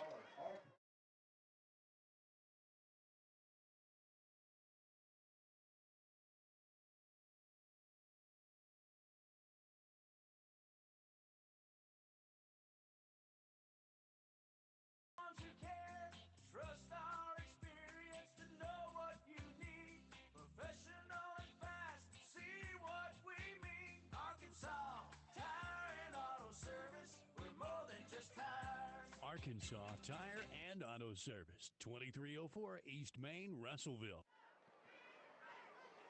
And we are back here, folks. 1:37 left here in the first half. Mayflower headed towards the Red Devil end zone. The ball is at the 29-yard line. 1st and 10. Red Devils lead 22-14. Red Devils taking that time out to talk things over, make sure they have the right defensive alignment, just getting everybody on the same page. Red Devil defense would love to keep Mayflower off the board before they go into halftime and maintain this 8-point lead. Mayflower will get the ball to start the second half, so this is a pivotal drive here. Mayflower could, if they score here, they will certainly come into the second half with a big advantage over the Red Devils. Defense needs to make a stop here, folks. Number 9, Trey Cockrum, still the quarterback in for Mayflower. Man in motion. It's going to be a handoff to the running back right up the gut. Devin's got plenty of room. He's going to be stopped, brought down, but he is going to be inside the red zone, down just outside the 10 at the 11-yard line. Big first down for Mayflower. Yeah, number 20, Wyatt Hearn on the tackle for the Red Devils, and Atkins shifting personnel, trying to get a man off the field, and fortunately they have a little time to do that as they reset the chains, and now we've got a stoppage in play again. The Red Devils take a timeout, their final one of the half. We'll take one with them. 30-second break. This is Red Devil football on 100.9 Quick FM and Red Devil Media Productions. Farmers Co-op, East Main, Russellville, Mike Apple's along with us. Mike, you guys have some great culvert deals. People looking to do some work on the farm or around their home, you can help. You bet. We've got plastic culvert from 8 inches up to as big as you want to go, 20 feet, 24 feet. Got good prices on them. You ought to check us out. Remember, the Co-op in Russellville, East Main, and don't forget their Danville location. And we are back here, Sorrell Stadium, Limley Field Senior Night here in Atkins, Arkansas. The score is 22-14. A minute 26 left here in the first half, and Mayflower is sitting at the Atkins 11-yard line trying to make some magic happen here before the half. Need to make a stop here if you're Atkins. Yeah, it'd be great to keep Mayflower, at least limit them to a field goal attempt here, if nothing else, but want to keep them off the scoreboard if you can. And he's going to run the ball right up the gut. Devin Davis with the touchdown for Mayflower. No answer from the Atkins defense, just a wide open hole, and that's going to put Mayflower up 6. Red Devils up 22-20. Mayflower coming in. You would almost certainly assume they're going for 2 here. They've been bold all night. Yeah, they want to equalize this thing, make it a 22-22 tie at the half if they can, so they're going to go for 2. Cochran remains in at quarterback. Zero Davis in the backfield with him. Takes the snap. The quarterback's going to keep it himself. He fights forward. And again, no answer there in the middle of the Red Devil defense. He's going to coast in. And that's going to bring our score tied up, 22-22. Red Devils and Eagles, the irresistible force and the immovable object. This game is exactly as advertised, folks. Minute 22 left here in the first half. Red Devils going to get another possession here. Last time Mayflower went with the onside kick attempt. I don't know that they would gamble that much again, but they've kicked it short all night. Haven't tried to kick it deep yet. It'd be interesting to see if they do that now and try to give the Red Devils a longer field to navigate, make things a little more difficult for them to go back up before the half. You would certainly hope so. One thing you don't want to get lopsided in this game is momentum. Yeah. Momentum is a game changer. It is the mental energy aspect of a football game, and it cannot be overstated how important momentum is, and it can swing in a millisecond. It can happen quickly. Back to receive for the Red Devils is Mason Martin, Jaden Martin, Tanner Hegeman back there as well, but you can almost certainly assume the ball's not going to make it back to those 3. It's gone to Lucas Sims over on the right side twice. And I would assume this kicker's going to kick it to his left one more time.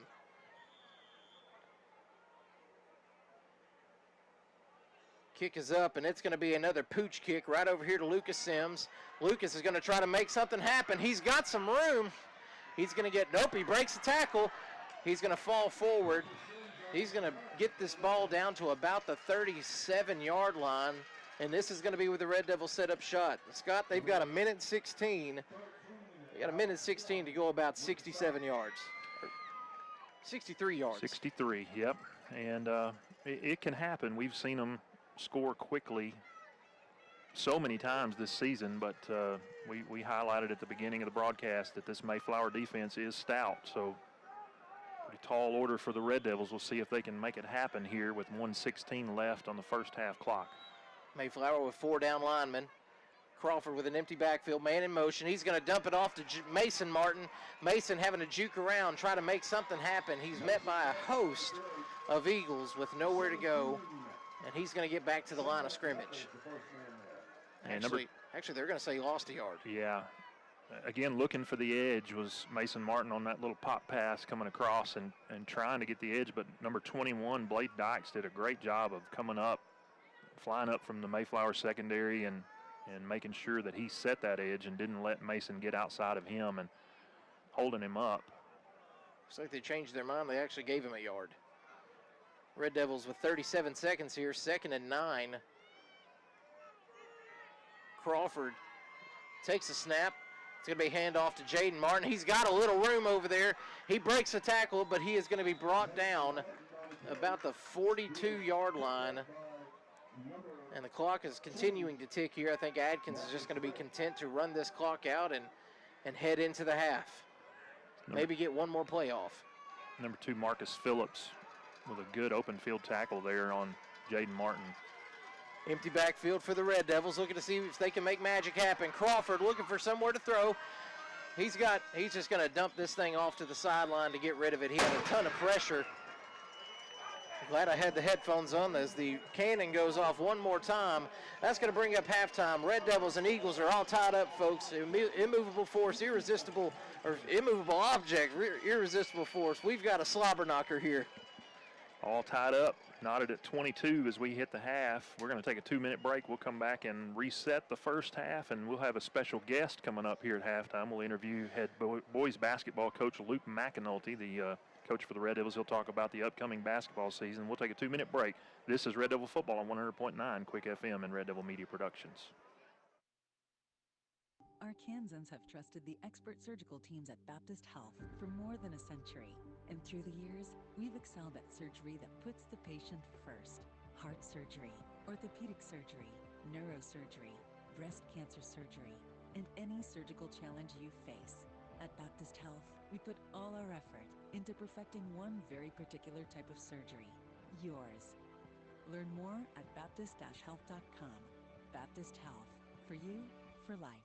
Chambers Bank in Dardanelle is a full-service community bank that loves helping their community succeed and values their partnership with customers and businesses. Every relationship is important and starts with trust at Chambers Bank. They're available in person as a trusted local resource for your banking and financial needs, with 2 convenient branches in Dardanelle at 6th and Union and 4th and Union, or call 479-229-1505 to start community banking with Chambers Bank. Member FDIC.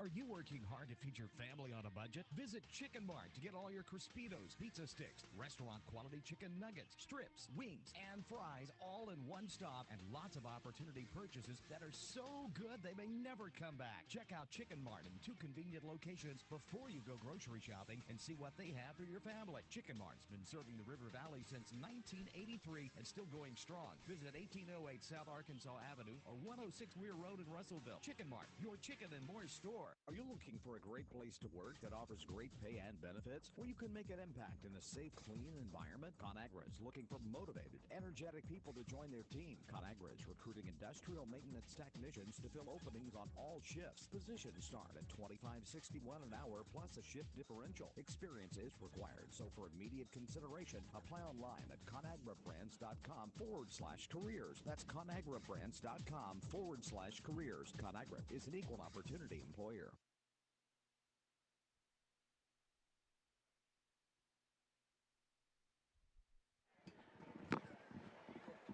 And we are back here. It is in the middle of halftime. Red Devils and Eagles are all tied up here, 22. Kind of canceled each other out here in this first quarter.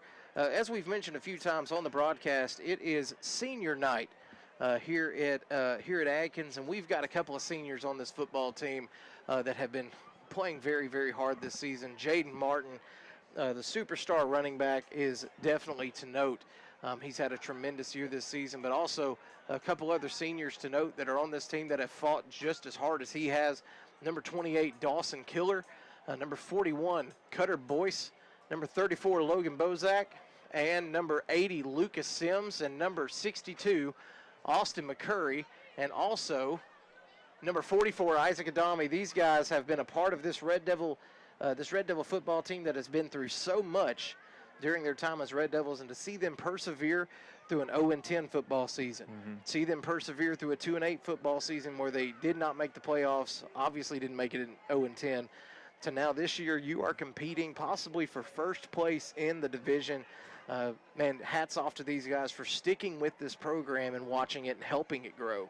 Yeah, a lot of toughness in those guys you just mentioned, and that really carries over into these underclassmen. They've set a good example of what it is to really have Red Devil pride. That's something we talk about a lot around here, and that's what it's all about, is even when the going gets tough, you stick it out, you do things the right way, you work hard, and it's good to see these guys having some success and making some things happen on the field tonight. We'll hope as we get into the second half that they can pull out a win here against a really, really good Mayflower team.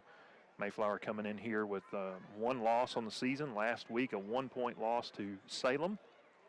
They went down 28-27, so they're having a good season, and Red Devils would love to hand them their second loss tonight and better their position for the playoffs coming up next week. As the Mayflower band is getting ready to go onto the field here, Scott, as we've looked at the first half, what who has been your key player for the Red Devils here in this first half? Well, Cole Crawford has done a good job through the air. He had a long pass completion to Davin Bowden, who made an incredible catch, and then Cole found Mason Martin in the corner of the end zone, the back corner of the end zone for the touchdown that put them up 14-7 initially, and so they've done a great, Cole's done a great job through the air tonight. Jade Martin has done well. You know, really, it's the usual suspects. It's the guys that we highlight a lot, but we mentioned at the beginning of the broadcast tonight, none of that would be possible without that offensive line, and they've done a good job of giving Cole time to throw tonight, giving the running back some time to find the holes and have some success on the ground. And this is a really good defense. We mentioned that at the beginning of the broadcast too. Only giving up 9 points, a little over 9 points a game are the Mayflower Eagles on defense, and already tonight the Red Devils have put 22 on the board. No, they have done a tremendous job so far, has this Mayflower defense. As we saw earlier, Mason Martin, not just running the ball tonight, they've kind of had a difficult time running the ball tonight, have the Red Devils, but catching Mason Martin down in the end zone with that huge touchdown catch over in the corner of the end zone, and then to see his brother eclipse 1,000 yards on the season. I'm not sure how many yards, we don't have stats tonight, but I'm not sure how many yards Mason has, but I'm sure the younger Martin brother is trying to hit that 1,000-yard mark as well. Yeah, he came in needing 43 yards to go over the 1,000-yard mark. Jaden only needed 1 yard to go over, so he got that early on. Mason, he's probably pretty close to that at this point. I wish we had the stats. We just don't have them tonight, unfortunately. But I would think that in the second half we're going to see more of Mason Martin carrying the ball. But it's probably not going to be up the middle. We've seen the Red Devils have a lot of success running the ball up the middle, and Mayflower is stacking the box tonight, clogging up the middle, bringing guys from the second level, and just putting more people there than the Red Devil offensive line can block. So going to have to make some adjustments at the half offensively. Defense is doing a pretty good job. Gave up that touchdown there at the end, and number 0, Devin Davis, is doing the damage on the ground for the Mayflower Eagles. So defense playing pretty well, giving this team a chance to be successful tonight. The offense is going to have to make some adjustments to what Mayflower is doing to stop the run game so far. We're going to take a 3-minute break, and we will come back with more at the half. Again, your score right now tied up 22-22 as the Red Devils are facing off against the Mayflower Eagles. We'll be back in 3 minutes with more Red Devil football on 100.9 Quick FM and Red Devil Media Productions.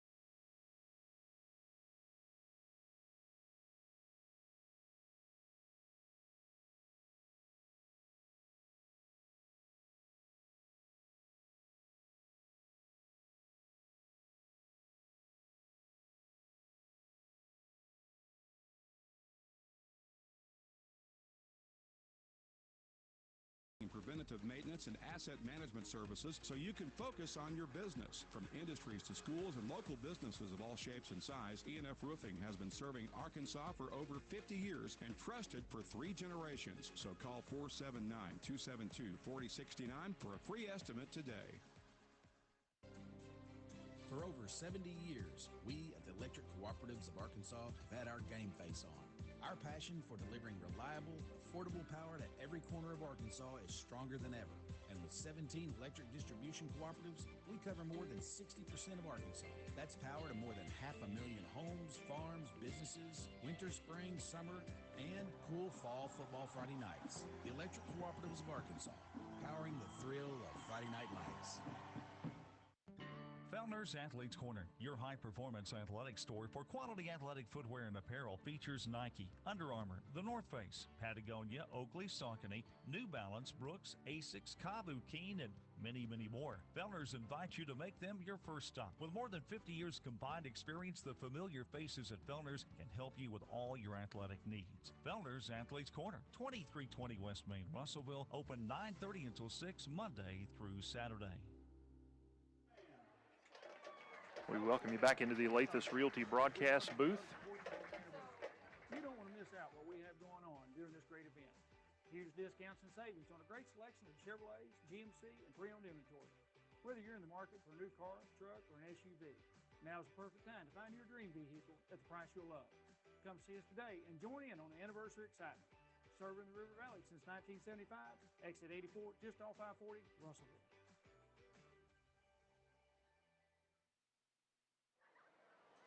All right, we welcome you back into the Lathis Realty broadcast booth here at Sorrell Stadium, Limley Field in Atkins. It is halftime. We're all knotted up at 22. Pleased to be joined now by the head basketball coach of the Red Devil boys basketball program, Luke McAnulty. Luke, thanks for taking a few minutes to join us here at halftime, talk a little basketball. Well, thank you for having me, man. Anytime, talk basketball. Yeah. So that's awesome. Yeah. Well, we are, we're still playing football, obviously, and we hope to be playing football for another few weeks, but it is basketball season. You guys get it cranked up next week, right? Yes, it's getting here. Junior high and 7th grade play Tuesday at Sacred Heart. Supposed to have a game on Thursday at Boonville, but we're going to have to cancel that one. So, but no, we're excited about our football guys, man. We hope they make a deep run here. So. Yeah. It's good to see those guys have some success. Zach and I were talking about that earlier. These seniors that we're celebrating tonight had an 0-10 season 2 years ago, 2-8 season last year. Good to see some of those guys having the success they're having this year. And I know you're anxious to get them on the basketball court. Talk about your program a little bit, your senior high program especially, and what your what we can look for tonight this year from the Red Devil boys basketball program. Yeah, well, we're excited about this year. We returned just basically about everybody from last year. A lot of our scoring's back, a lot of same faces, and we're excited about kind of the direction we're heading. I think we're going to be pretty tough this year. A little bit well seasoned better, and that's always nice to have in any sport. It's nice to have some guys that have been through the storm a little bit.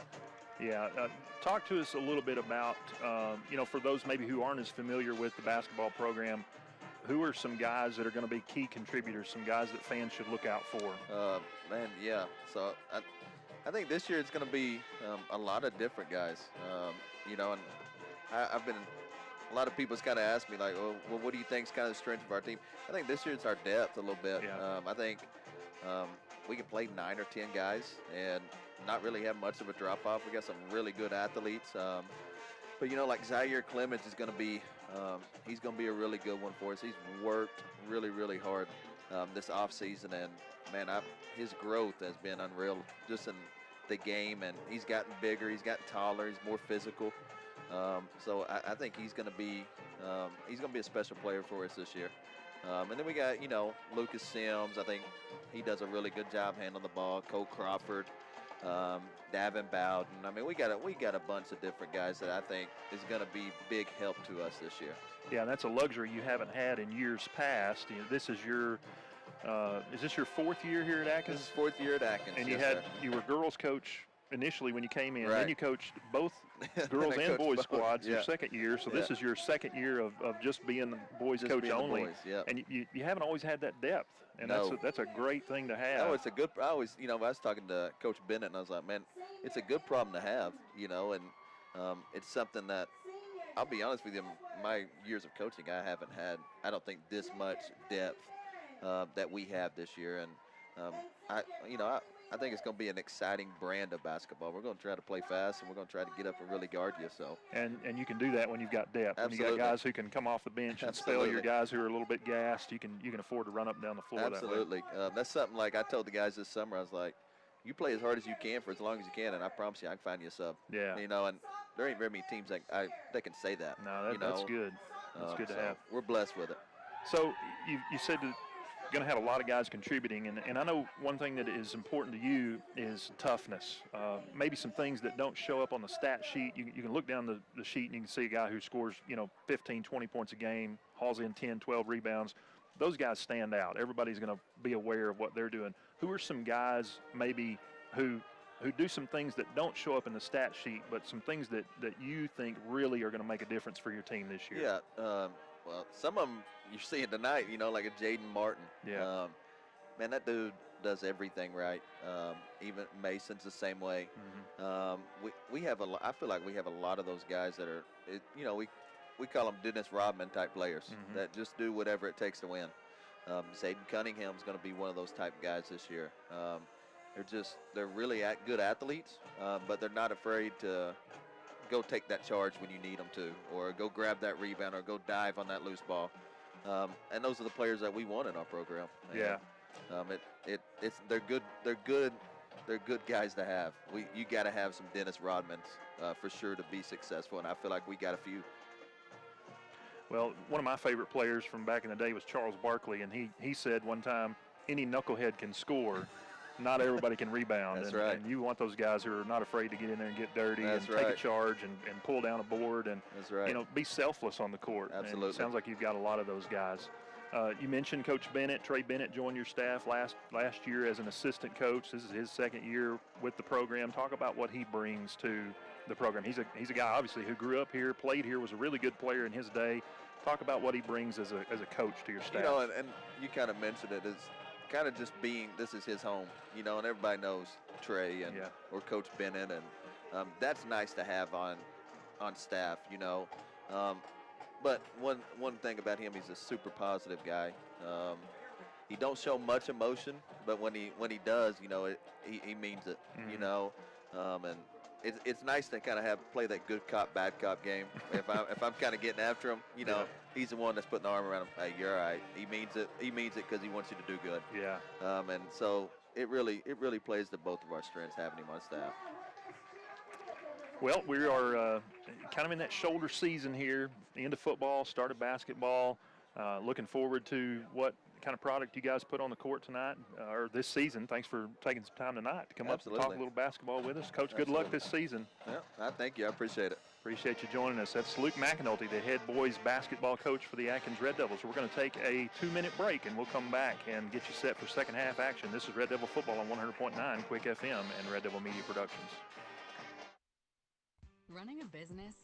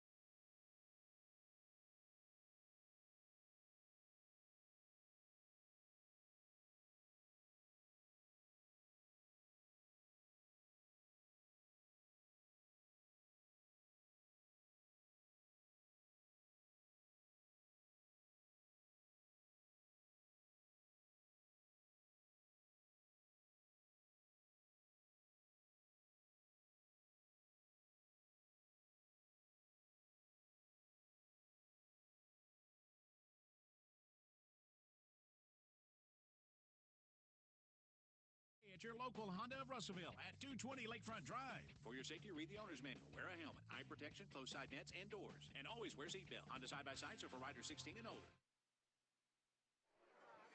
And we are back here at Sorrell Stadium, Limley Field Senior Night here in Atkins. And we have got a really good football game on our hands. We warned you at the beginning of the broadcast you had two teams that were not going to say die. You've got Atkins with 22, Mayflower with 22. These two teams fighting, absolutely fighting in this dogfight to try to get ahead from each other. Big playoff implications with this football game. The Red Devils, if they win this football game and Quitman wins their football game, there's a possibility Atkins could finish first in the conference. But if Atkins loses this football game, they will almost certainly fall to 5th place in the conference. So obviously that's kind of bipolar options here, Scott. Yeah. We need to pull out a win here. Yeah, we got a log jam right now in from 2nd to 4th or 5th in the conference. You got a lot of teams sitting there at 4 and 2, and so going to be some separation after tonight, and the Red Devils hope to come up on the good end of this one and put themselves in a little better position when it comes to playoffs. We just had 3 minutes put back on the clock at halftime as both teams are out there doing their warm-ups and stretches to get ready for the second half. We did have a lot of fireworks in the first half, a lot of scoring, but not as much as we have in the other game that we're watching tonight. Quitman and Salem facing off up there at Quitman, and right now that score going into the half is Salem 40 and Quitman 35. So Red Devils looking for a little bit of help from Quitman there. Love to see them. See if I can get us an updated score on that game. Thanks to, let's see here. There's 37 seconds left here in the first half. Shout out to the Quitman Bulldogs Sports Network on YouTube for providing us the score for the game. With 29 seconds left in their first half, actually they changed that. It looks like they are at the half now, and Salem has a 40-35 lead over Quitman. So, again, we're looking for Quitman to give us a little bit of help, but first and foremost, Red Devils have to take care of business and win here tonight. If we can't pull out the victory over Mayflower, then it doesn't really matter what anybody else does tonight. No, you're exactly right. Having a couple of conversations at halftime, I think the Red Devils are going to have to put some beef in the middle of that defensive line. If I was going to make an adjustment for the Red Devils, you're going to need to put some more size in there. Maybe put a number 51, Luke Bull. Luke Bull is a young man that does not have a window in him. He is a large young man that gets very physical down in there. Maybe put in number 74, Seth Davis, who's another one who's well into 200 pounds, up around the 250-pound mark. Yeah.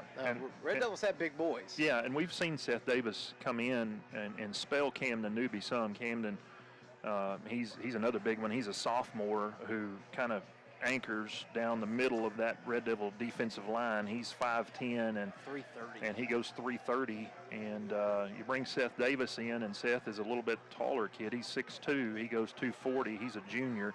And they've kind of been switching in and out, but wouldn't be surprised to see maybe both of those guys in some in the second half, bringing a little more size and stability to the middle of that Red Devil defensive front. Yeah, Luke Bull, too, comes in 6'4". It says 300, but I think Luke's well over 300 pounds. Saw him take down 37 barbecue sandwiches at the meal before the game. Luke was a hungry young man. He saw that there was, we had one young man saw that there was only 2 buns left. Well, he wasn't having that. Decided, you know what, let's not send the First Baptist back to the church with all the hamburger buns. Made another sandwich. But, folks, we got a real fun football game here, 22-22. We are at the top of the third quarter. This could go anywhere. This could go anybody's game. If you have a chance to tune in, this is a good time to tune in and watch and listen. Yep. Should be a good one in the second half. And Mayflower is set to receive the kickoff here in the second half off the left foot of Kenny Rivas, number 5 for the Red Devils, who handles the kicking duties. He's done a good job kicking it deep for the Red Devils tonight.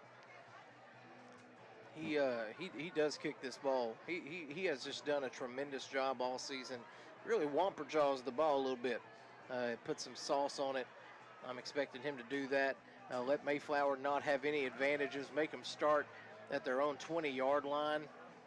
Mayflower It looks like they're expecting Atkins to kick it onside here. They've got their returns. One of their return men is kind of crouched up here. Yeah, I believe Dykes, he was back at about the 5-yard line, and he has now moved up to the 25-yard line and still creeping up. He's actually up about the 26 now. On the other side of the field is number 3, Cameron Willis. He's got his feet firmly on the 10-yard line at about the far hash over there as he awaits the Rivas kick. Standing like Ashton Genty back there. Kenny Rivas, hand up, ready to go. And he is going to put, it's going to be an onside kick. That thing is going to go. It is going to fall. Atkins is going to have the football. Ball hit number 11, Jamarian Pirtle, and bounced off of him. And now we've got an official who's throwing Red Devil players off of the pile, but Red Devils do come up with it. Red Devil football, my goodness. Red Devil football to start this second half. And there's a lot of discussion going down on there on the field. 41, Cutter Boyce is the one who came up with the ball for the Red Devils. And a great onside kick by Kenny Rivas. Tremendous job there for the Red Devils. Mayflower even expected it to happen, and they could not bring it to a stop. Red Devils shifting the momentum here. They're going to have the ball on the 48-yard line in Mayflower territory.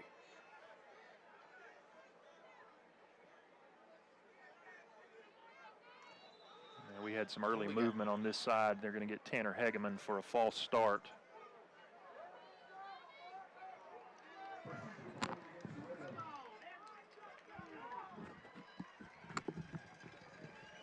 So the Red Devils, with good field position, now backed up beyond the 50-yard line. They're going to be at their own 48 after the mark off of the penalty, where it is going to be 1st and 15. Just underway in the second half.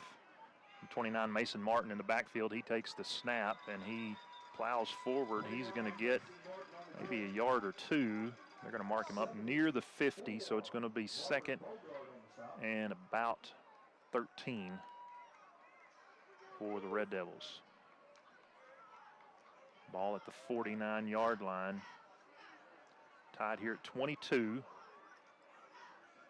Now Jaden Martin in at the quarterback, the Wild Devil formation. Cole Crawford, the quarterback, is out to the left along with Tanner Hegeman. 3 receivers split out to the right. Jaden Martin takes the snap, tries the middle. It's blocked up. He's going to retreat, and he's going to be drugged down there by number 17, Sean Knuckles. That's going to be a loss of about 4 on the play. It's going to make it 3rd and about 18 for the Red Devils. So this drive that started with promise inside Mayflower territory is now going backwards. 3rd and long for the Red Devils, and Cole Crawford is back in at the quarterback position. Crawford looks to his left. Mason Martin with the catch. He's trying to go back across the offense. He's coming back. He's got room, but it is not nearly enough. Could not overcome the overwhelming deficit. And that's going to bring up 4th down for the Red Devils right at their own, where are they going to put it? Right at their own 48-yard line. Man, could not capitalize on amazing field position here. This one may come back to hurt him.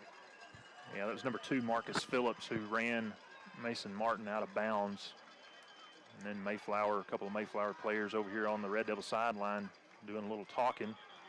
The Red Devils ran somebody on the field, and they're gonna get them for a penalty. It's gonna hurt the Red Devils even more. Yeah, it's gonna back them up 5 yards. Just had some personnel issues, tried to run Tanner Hegeman on at the last second to be the gunner on that punt, and he did not get set. Instead of, they're going to be kicking this ball from the 43-yard line instead of the 48. That's going to hurt them. Score is tied 22-22. Punts is not what you need.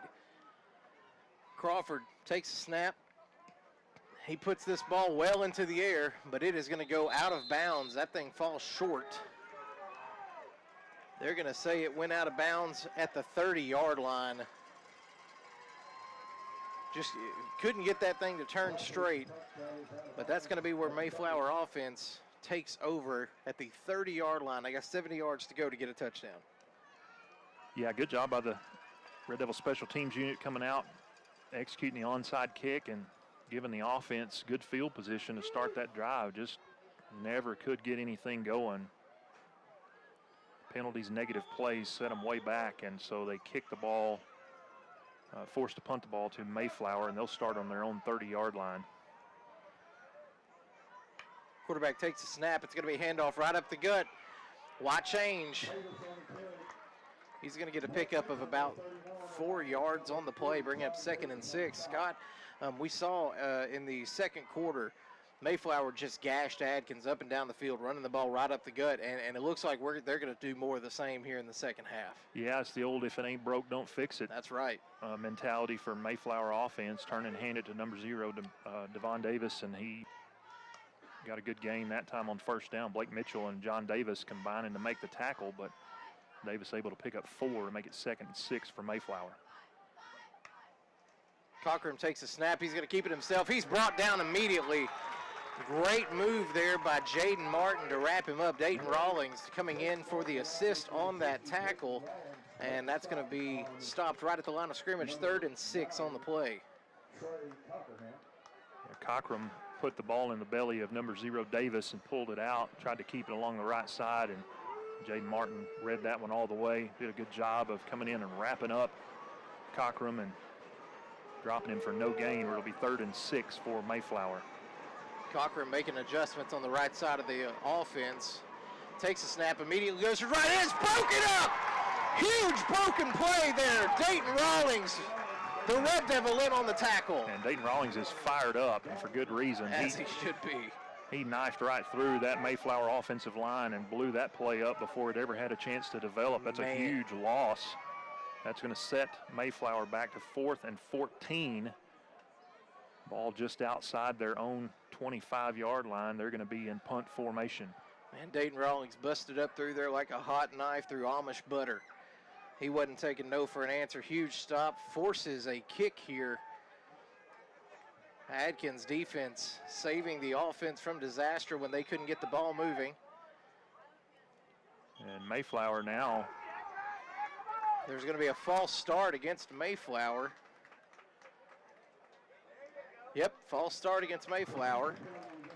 It's going to back them up even farther. Should be 4th and 19 for the Eagles. Yeah, Mayflower had some of the same trouble that Atkins did on their punt previously. Just didn't have the right personnel trying to get somebody on the field, and if it wasn't a false start, it would have been a delay of game, so it would have been 5 yards either way. Tanner Hegeman, the man back deep for the Red Devils to take this punt. There's the snap. It's a high snap on the punt, and that ball is low coming in.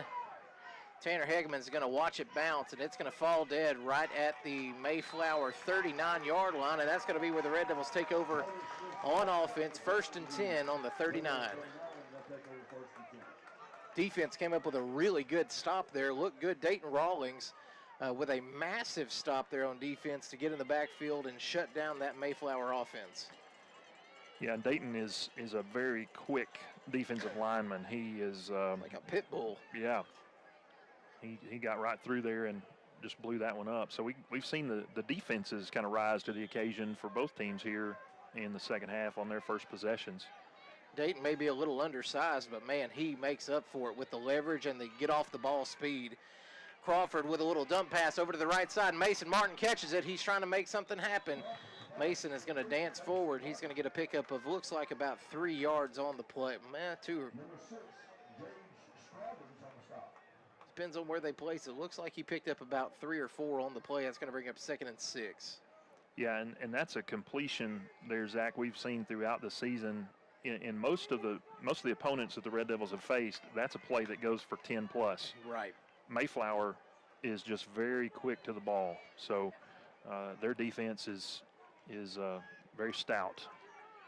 Crawford takes a snap. It's a handoff to Jaden Martin. He's going to fight forward. He's got the first down. He's going to go out of bounds right inside Mayflower territory down about the 44-yard or 46-yard line. They're going to say 47. Big first down for the Red Devils. Yeah, that time Jaden Martin bounced it out to the right side and gave a couple of stiff arms and picked up some extra yardage, enough to get the first down into Mayflower territory, where it'll be 1st and 10. Crawford hands it off again to Jaden Martin. Jaden's met immediately behind the line of scrimmage. That's going to be a loss of a couple. And Jaden is brought down hard. Looks a little slow to get up there. It's number 13, Warren, on the tackle for Mayflower, along with number 52, and we don't have a 52 listed on our roster. They're going to say he made it back to the line of scrimmage. That's going to bring up 2nd and 10 for the Red Devils, tied up 22 here with 7 left in the third quarter. Crawford takes the snap, looks to his left. He's got a man open over there. That ball is, oh my goodness, that was almost, I could almost caught there. That ball was intended for number 29, Mason Martin. Good defense there by Mayflower. Had a couple of, Cole was thrown into double coverage, but anytime it's in the vicinity of Mason, you just assume Mason's going to come down with it. Yeah, Mason had a chance at that one. Number 2, Marcus Phillips, with good coverage there for Mayflower, and he was letting the Atkins sideline know that he made a play. He's still jawing a little bit. Crawford back to pass, looks to his left. He's got a man over there. That ball is going to be caught. Mason Martin comes back and gets a big reception for the Red Devils. They're going to have this ball at the 34-yard line of Mayflower. 1st and 10 for the Red Devils. Good job by Cole Crawford, drifting back and to his left, buying time, and Mason Martin coming back to the ball on that completion to convert the first down. The Red Devils have it inside the Mayflower 35. Crawford, empty backfield, takes a snap, looks to his right side. He's going to do a little dump pass to Jaden. Jaden's got some room. He's going to get brought down inside the 30-yard line, down to about the 28, and good pickup of about 6 yards for the Red Devils. Yeah, good gain on first down. That screen there, letting Mayflower come through and put pressure on the quarterback. He just lobs it over to Jaden Martin, and Jaden gets upfield for 6 yards, where it'll be 2nd and 4 from the Mayflower 28-yard line. 6:10 left in the third quarter. We're tied up at 22. Red Devils driving on their second offensive possession of the second half. It's going to be a double pass. Nope. Jaden Martin's trying to make something happen here. He's running for it because the play was broken, and Jaden is going to fight, and he does get back to the original line of scrimmage. Man, we saw they were trying to develop the double pass. Great job by Mayflower's defense to get back there, break it up, and force Jaden to have to run.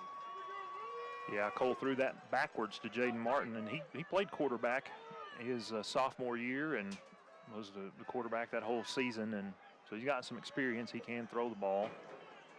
That time Mayflower didn't give it a chance to develop. Cole Crawford comes off the field now. Mason Martin lined up at the quarterback position. Jaden Martin and Dayton Rawlings, the upbacks. Mason takes a snap. He's trying to make something happen. He's moving around. He's got room in there. He's got the first down. Then they're going to be inside the red zone of Mayflower. Going to be 1st and 10 at the Mayflower 16. Good patient running there by Mason Martin, just waiting for the hole to develop, and a good job by that Red Devil offensive line to open things up and give him the opportunity to convert that first down inside the Mayflower 20. Still in the Wild Devil formation, Mason Martin, the man at QB. Mason takes the snap. He looks to his right side. He's met immediately in the backfield. And Mason a little shook up, or maybe just frustrated. Great defense there for Mayflower. They've got a play. Mayflower's got a player in the backfield that's a little shaken up. Number 52, again, we don't have a 52 on our roster, but he was very slow getting up. The play is not going to stop, and that's going to bring up 3rd and 11 for the Red Devils. It's number 5, Trevion Williams, and number 13, Alex Warren, who came in from the edge to combine to make that last tackle. Crawford takes a snap. It's a busted play. Davin Bowden was back there, but man, number 21 for Mayflower, Blake Dykes, comes up, barely misses an interception. Davin Bowden would have caught that, I think, for a touchdown. Yeah, his man slipped in coverage, and then Dykes just did a good job of recovering and coming across the field to offer some help, able to get his hand on the ball and knock that down for an incompletion. And now Jaden Martin comes off the field. Dakota Ham is going to be in at running back. We saw Dakota play last week at Yellville, had a really, really good run, made the most of his touches that he had there. Cole takes a snap. He's got to run for his life. That ball was tipped. Dakota Ham got his hands on it. Couldn't reel it in. Kind of a dangerous ball, just kind of floating out there in no man's land, but it fell harmlessly. That's going to bring up 4th and 11, and the Red Devils are showing that they're going to bring out Kenny Rivas to try to boot this thing in. What yard line are we on? What's this going to be, Scott? It's going to be spotted at the 24, so it'll be a 34-yard attempt for Rivas from the right hash. It'll be his second long of the season. He's made a 37-yarder this season, has the lefty kicker. Placement favors him. Kick is up. No good. That ball is no good. We have a early, that was a false. A little bit of premature. Little premature cannon shot fire there. down there. Yep, and that's gonna be a turnover. Mayflower's gonna have the ball down inside their own red zone. They've got quite a bit of ways to go. Coach Austin Dobbs is not happy about something. He's having a conversation with the referee here. The referee walking away from Coach Dobbs. He wasn't interested in that Thanksgiving conversation there, Scott. Yeah. I'm not sure what Coach Dobbs is upset about, but several. They're having a conversation about it in the middle of the field. There's a referee commune happening down there. Not sure what it's about. What's happening? I'm not sure. I don't they're see still a penalty. in discussion. No, there was no flag on the play. They're this crew taking their time discussing whatever it is they're discussing, but there was some lobbying from the Red Devil sideline on that field goal attempt. They're going to have it 1st and 10 on the 20-yard line. I'm not sure what they were lobbying for there. That was a low snap. It's going to be a handoff in the backfield. There's a lot of Red Devils there trying to stop the play. That's a crackback block, and there is a penalty flag on the play. Yeah. That was a rough crackback block there. Yeah, that's number 2, Marcus Phillips, who has been running his mouth quite a bit the second half, and he's shaking his head right now. But that was absolutely a crackback block, and several flags came flying in on that one. So Phillips can't really argue much with that. He absolutely blindsided John Davis. That's a hard thing to do. It is. And that's something that I would imagine number 40 is he's gonna keep in mind. He's gonna remember that one, and he'll do it the right way, but he's gonna look for an opportunity to get even. Yeah, John Davis is he doesn't do a lot of jawing out there on the field, but he lets his play handle business, and we've certainly seen Mr. Davis make his fair share of very hard tackles this season. Yeah. So they're going to mark off half the distance to the goal. That'll be just inside the 10. It's going to be 1st and 21 here for the Eagles. Red Devil defense has them in the shadow of the goalpost. Dayton Rawlings has been in their face all day. Good time for the Red Devil defense to come up with another turnover here. There they go, running right up the gut, and the Red Devil defense is going to make a pretty good stop here. He's going to get a pickup of about 6 on the play. That's going to be a very generous spot there by the refs. He's going to get about an 8-yard pickup. Yeah, they're going to give him 8 yards. That's going to bring up 2nd and 12 for the Eagles. 3:41 left here in the third quarter. The score is still tied up, 22-22. No scoring in this third quarter. Dayton Rawlings in the middle for the Red Devils. Camden Newby to his right. The 2 men in the middle for the Red Devil defense. Quarterback's going to keep it himself. He toss over to the left side. He's going to be brought down immediately. Dakota Ham, the Red Devil in the territory that brings him down for the stop. It's a good job by Dakota Ham of fighting through the block from number 2, Marcus Phillips, to get to number 12, Tanner Reed, who was man who made the reception on that screen pass out to the right side for Mayflower, and Dakota Ham wrapped him up and brought him down for no gain. Good job by this Red Devil defense. It's going to be 3rd and 10. It's going to be 3rd and 10 here. Trying to make a big stop here, get Mayflower stopped inside their own 20. Quarterback takes the snap. It's a little screen play, throws it right over. He's got a big hit. I believe that was number 70, Solomon Lytle, that comes in and lays the lumber. It was number 70, Lytle, and that's Marcus Phillips, number 2, who was guilty of the blindside block earlier, and he's been victimized now on back-to-back plays. Dakota Ham fought through him and used him to help make a tackle a while ago, and that time Solomon Lytle, as you said, laid the wood on that tackle. I think Solomon remembered what he did to John. Yeah. Solomon having a little get right for his captain back there. Mayflower special teams in to kick this ball, 4th and 8 from their own 22-yard line, looking to get some distance on it. Kick is up, and it is a laser beam kick. It's going to hit. It's going to look like it's going to roll dead right at the 42-yard line, and that's going to be where the Red Devil offense takes over. 1st and 10 on their own 42. They got 58 yards to go for a touchdown. So another good job by the Red Devil defense of holding strong there. And after both teams putting up 22 in the first half, we are scoreless as we sit here with 1 minute and 45 seconds left in the 3rd quarter. The Red Devils looking to change that, and had a chance for a field goal on their last possession. Drive stalled out. Kick off of the left foot of Kenny Rivas sailed wide to the right. Red Devils would love to put 6 on the board here. And just to update our listeners that have been keeping up, Salem now leads Quitman 48-35. Jaden Martin in the backfield for the Red Devils. He looks to his right side. He's going to complete that pass to his brother, and Mason's got room. He's going to push forward. He goes out of bounds right around the 46, 47-yard line. Good pickup of about 6 yards for the Red Devils. Martin to Martin, good complete pass.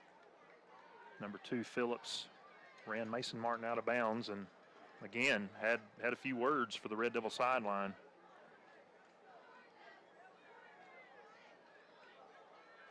Mason able to pick up 6 on that one. It'll be 2nd and 4. Crawford back in the backfield. He's going to keep it himself. Quarterback keeper right up the middle. He's not going to get much. The Powell was trying to push, but he's going to get maybe a yard on the play. They're going to give him a pretty generous spot there. Picks up about 2 yards. Nope, just a yard. It's going to bring up 3rd and 3 for this Red Devil offense. They need to get them a first down if they want to keep this drive alive. Yeah, need to get just beyond midfield to pick up the first down. Crawford takes a snap, fakes a handoff. He's looking for a receiver. He's got a man down there. That's Davin Bowden, but that ball almost intercepted. Number 6, Gage Scoggins, almost came up with what would have been a momentum-changing interception. But it's going to bring up 4th and 4 for the Red Devils. 59 seconds left here in this 3rd quarter. Neither offense is able to get the ball moving. Yeah, so far it's just been a defensive struggle here in the 2nd half. Atkins is going to keep the offense out on the field. Cole Crawford is going to be out there as quarterback. Jaden Martin flanked to his right side. Three receivers out wide to the right, 1 out to the left. Hegeman, the man by himself. Fakes a hard count. Red Devils look to the sideline. Play clock goes dead again. That was a premature. And now we've got the officials discussing things. Yeah, I laughed. A Red Devil fan informed the referee he was missing a good game. Unfortunately, Scott, I think that fan that said that was one of my deacons. We'll have a chat about that on Sunday, I'm sure. Actually, that was a good one. I'm going to have to write that one down. That was a good one, yeah. I'm going to have to write that one down. Referees are having a chat about this. The play clock expired rather prematurely. Yeah, I'm not sure it was reset, and I think that's the Red Devil sideline was lobbying for that. So we'll see what we're going to do now. They are going to raise that play clock. Now the Red Devils are going to shift into punt formation.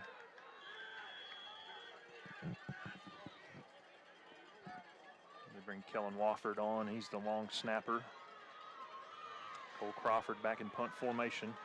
The brain looking to get a good snap on this thing. Snaps it back to his buddy Cole. And that ball, wow, what a kick. Oh, get on it, get on it. That ball is going to fall dead at the 3-yard line. What a heck of a punt there for Cole Crawford, putting Mayflower back in terrible field position. Yeah, they got a long way to go. They're definitely in the shadow of their own goalpost now, and I don't know if you saw it, Zach, but Austin Martin Trussell, the linebacker for the Red Devils, who was down there on coverage. It was Cutter Boyce who actually touched the ball dead at the 3-yard line, but Austin Martin Trussell looked to his defensive teammates and put his hands together over his head, in signifying a safety. He's trying to rally his defensive teammates to make a big play here and get 2 points on the board. 51 seconds left in the third quarter. Mayflower takes over at their own 3-yard line, where they'll have 1st and 10. Red Devil defense trying to make a huge stop here. Quarterback takes a snap, hands off right up the gut. He's got plenty of room. He's going to be drugged down by a host of Red Devils, but he's going to have a first down. Devin Davis, the running back for the Mayflower Eagles, number 0, saving them out of that horrific field position to give them some breathing room, gets it down to the 14-yard line where Mayflower sets up shop. Yeah, that makes things a little easier for Mayflower to manage now in terms of their offense. Quarterback takes snap, another handoff. Devin Davis, he's met immediately. Solomon Lytle is the man right there that slows the progress. Devin Davis does a good job of fighting forward with his offensive line. They're going to give him the 17-yard line, so that's a gain of 3. Takes a little bit. We've got that's going to be the last play of the third quarter. Our score still tied up, 22-22. Heading into this fourth quarter. Man, this is going to be a good football game, Scott. It is, and we'll come back with the fourth quarter action. This is Red Devil Football on 100.9 Quick FM and Red Devil Media Productions. We're back in 1 minute. When you share the story of your summer vacation, will people lean in?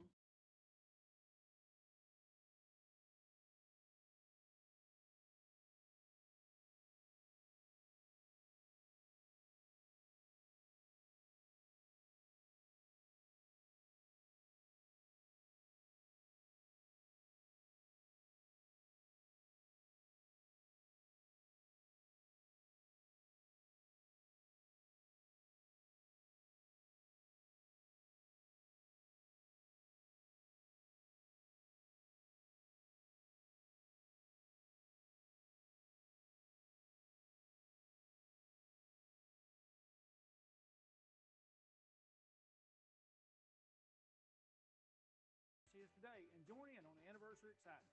Serving the River Valley since 1975, exit 84, just off I-40, Russellville.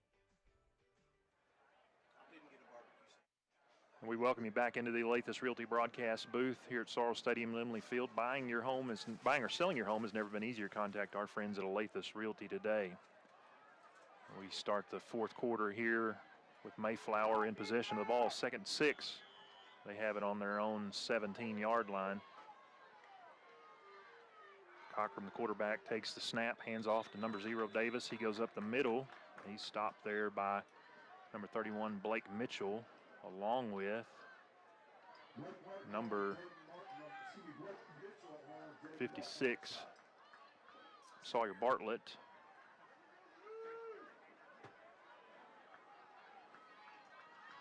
It'll be 3rd and 4 from Mayflower. Ball to 21. Cockrum in at quarterback. He takes the shotgun snap, hands to Davis. Davis tries the right side, and the Red Devil defense stops him short of first down yardage. It's going to be 4th and short for Mayflower. Dayton Rawlings, Blake Mitchell. Looked like they were the Red Devils that were in on that tackle there for the stop. That's going to bring up 4th and 1. Mayflower keeping their offense out there. We've seen them do this early in the game. It cost them dearly then. Right about in this same position, too, this same spot on the field. I'm expecting number 0 right up the gut here. They went for the hard count. No quarterback's going to keep it himself, and he does have the first down.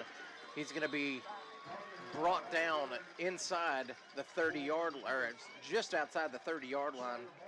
It's going to bring up 1st and 10 for the Mayflower Eagles. Red Devils could not make the stop there, and Mayflower is going to get at least 4 more downs. Yeah, fresh set of downs there. Sawyer Bartlett making the tackle for the Red Devils. But Cockrum able to pick up the first down. Give Mayflower fresh set here from their own 32-yard line. Quarterback takes snap, hands off to the running back right up the gut. He's going to get a couple of yards before he's brought down. A&T on the tackle. Number 56, Sawyer Bartlett, rushing off the field, trying to get to the sidelines. Yeah, it looked like he was a little shaken up on that play. Red Devil defense looking to make a stop, 2nd and 6.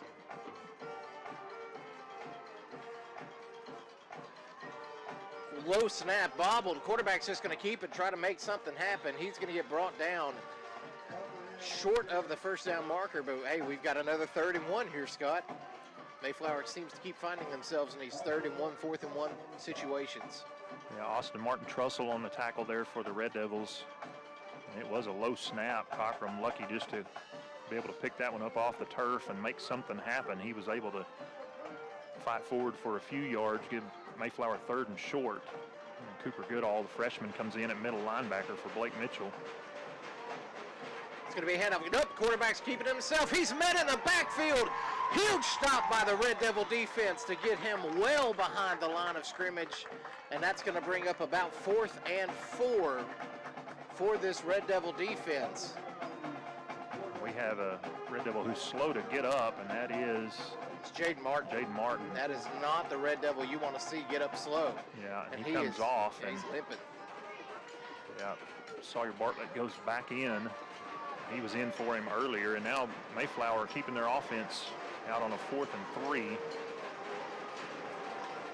This Red Devil crowd is making some noise, trying to encourage their defense to make a play. Quarterback keeps it himself. He's got enough of the first down. He's got plenty.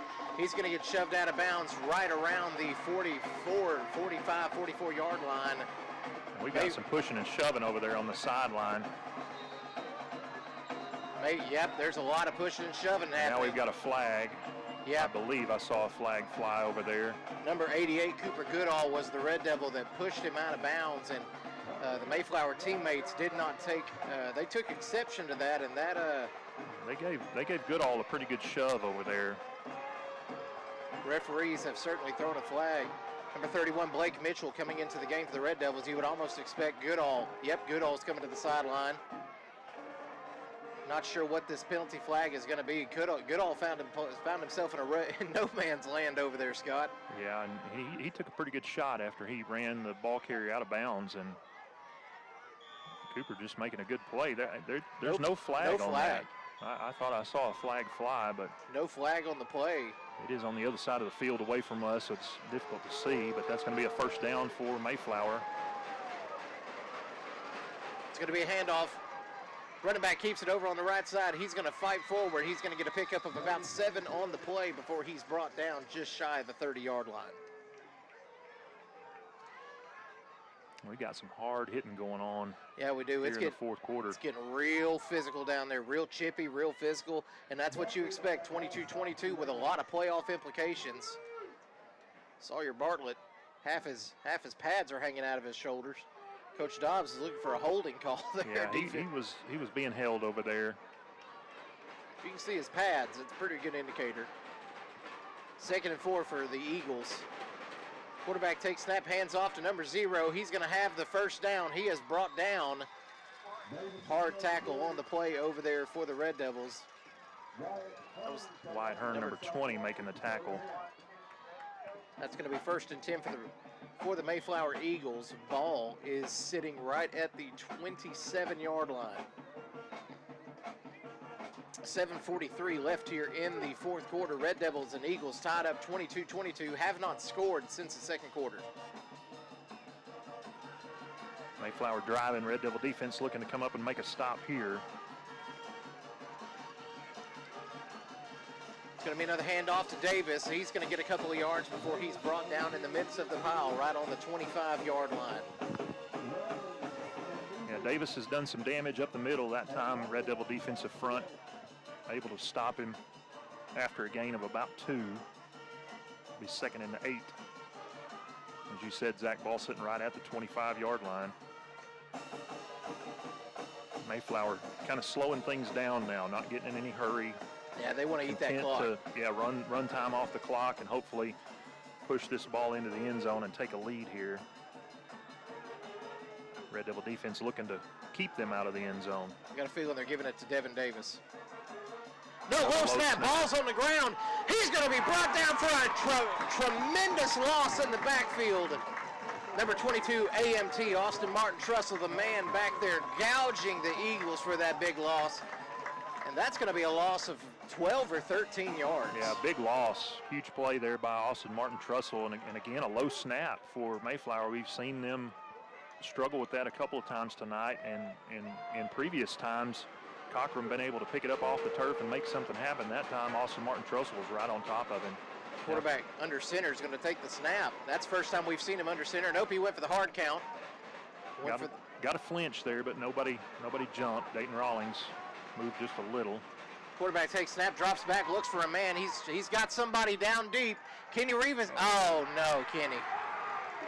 And they just got tangled up. Their legs just got tangled up, and they're going to get Kenny Rivas for Kenny is down hurt. Kenny is hurting down there on that play. They're going to get him for a PI, but man, they just got tangled up together. And you can tell they got tangled up. Kenny's limping back. Yeah. That's a really good indication you got tangled up down on the play. It's Kenny's knee that's hurting him, and he is not. Looks like number 30, Ethan Langley, is going to be the man that comes in for Kenny. He is not happy to come out of this ball game. Yeah, he didn't want to come off there. And Kenny was just trying to come across in front of the defender or in front of the receiver and get to where he could make a play on the ball, and their legs just got tangled up and he went down. But that's going to be a pass interference penalty. Yep. That is going to give. Man, that's going to give him all the yards back from that loose ball. It's going to give them a lot of those yards back. It's going to be 3rd and about 7. Yep. Ball just inside the 25. Mayflower trying to get a touchdown. 5:52 left here in the game. Red Devils showing some pressure. Austin Martin Trussell backing off now, going over into the coverage for the Red Devils, lined up across from one of the Mayflower receivers. Quarterback takes snap, looks to his right side. He's got pressure. He's going to get brought down. Nope, he dumps it off. What a look-alive play. Oh, what a hit. What a shot on the now play. We've got a flag. Oh, what a trash call. What a terrible call. Oh, my goodness. Great play there by the Red Devil defense. Man. And then you got a late flag coming in here, and now the officials are discussing it. Blake Mitchell. Was that Blake over there? Yeah, Blake Mitchell's the one who got there initially, and then I think John Davis came in and what a big hit. I don't know what they're calling here, but it's garbage. They're going to call face mask. In what world is that face mask? They're still talking about it. The officials are still discussing it. Red Devil coaches are out on the sideline. Now he's going to. They're giving an indication here of targeting, I think. Are you serious? I think I saw one of the officials. His head. That's a horrific call. In no world was his head lowered. It was a hard football play. Yeah. It was a hard football tackle. I'm wearing my glasses tonight, so I can see a little bit. But they're going to mark this thing off 15 yards. It's going to give them an automatic first down. The officials taking a long time to discuss this. We still don't have an indication from They get personal foul face mask is the call against the Red Devils, and my goodness. Unless that happened away from the play, the tackle, yeah. I just didn't see it. Yeah, I thought that was a hard wrap-up tackle. I didn't see any hands. That was just a hard tackle. Now, I mean, if that's what slowed him down, maybe. But the Red Devil faithful not pleased with this officiating crew. They're making their opinion known. They are. But that's going to give Mayflower the ball inside the Red Devil 20. They have it at the 16, 1st and 10. Clock rolling at 5:26 left in the game. They have a big, heavy set out there. They're just going to run this ball right up the gut. Number 0, he's going to take a hard shot himself. He's going to make he's going to make a couple of inches on the play. Blake Mitchell coming up to make a big tackle there for the Red Devils. And I would expect Mayflower to take the play clock down here just as far as they can with every one of these snaps and try to eat as much of the game clock as they can. Clock just passed 5 minutes. They're all tied up at 22. Mayflower driving the ball at the Red Devil 16-yard line where they have it 2nd and 10. 10 seconds on the play clock. I assume they're going to drain that. Running back has the ball. He's going to get brought down. Nope. He fights forward. He's going to make it to about the 15-yard line. Pickup of about 1 on the play. And the Red Devils have them stopped short. It's going to be 3rd and 9. First down marker is right at the 6-yard line. Red Devils have shut down this running attack for the time being. Mayflower's going to come out, spread 4 wide receivers out, trips to the right side. Devin Davis, number 0, their star running back of the night, in the backfield. Game clock at 4, play clock under 10. Quarterback rolls out to his right side. He's got a man open. He is going to be stopped short. Red Devil defense brings him up short. Number 20, Wyatt Hearn over there on the tackle. Dakota Ham with the assist. Red Devils are going to bring it short. Good sure tackle there, wrapping the receiver up in the open field to make sure he didn't get first down yardage. Now Mayflower's going to have a decision to make. They have the ball just outside the 10-yard line where it's going to be 4th and 5. And they did have their kicker in pregame warm-ups who was kicking from beyond the 20. Yep, they're not going to give him a chance to kick this. They're going for it. I would expect them to try the hard count here. Yep. Try to get a first down the easy way. Nope. Quarterback rolls out to his left side. Camden Newby giving chase. There's a penalty flag in the backfield, Scott. They're going to get this. They're going to get this coming back. Yep. They're going to get Davis, number 0, I think, for. They tried to chop Camden. Yeah, a low block there on Camden Newby. Tried is the emphasis word. Camden Newby bowling balled him, but he attempted a chop block, which, as Scott, as somebody that is 300 and plus pounds myself, you cut a big man below the knees, that hurts. Yeah. That's a good way to get an injury. They are talking to the Red Devil captain. It is going to call holding. It's an interesting call. That's going to back him up 10 yards. Should bring up 4th and 15 for the Eagles. That's going to put them outside of the red zone at the 21-yard line. 3:03 left here in the 4th quarter, all tied up 22-22. So now this is a big play for the Red Devil defense. Eagles have to get down to the 6 to pick up a first down.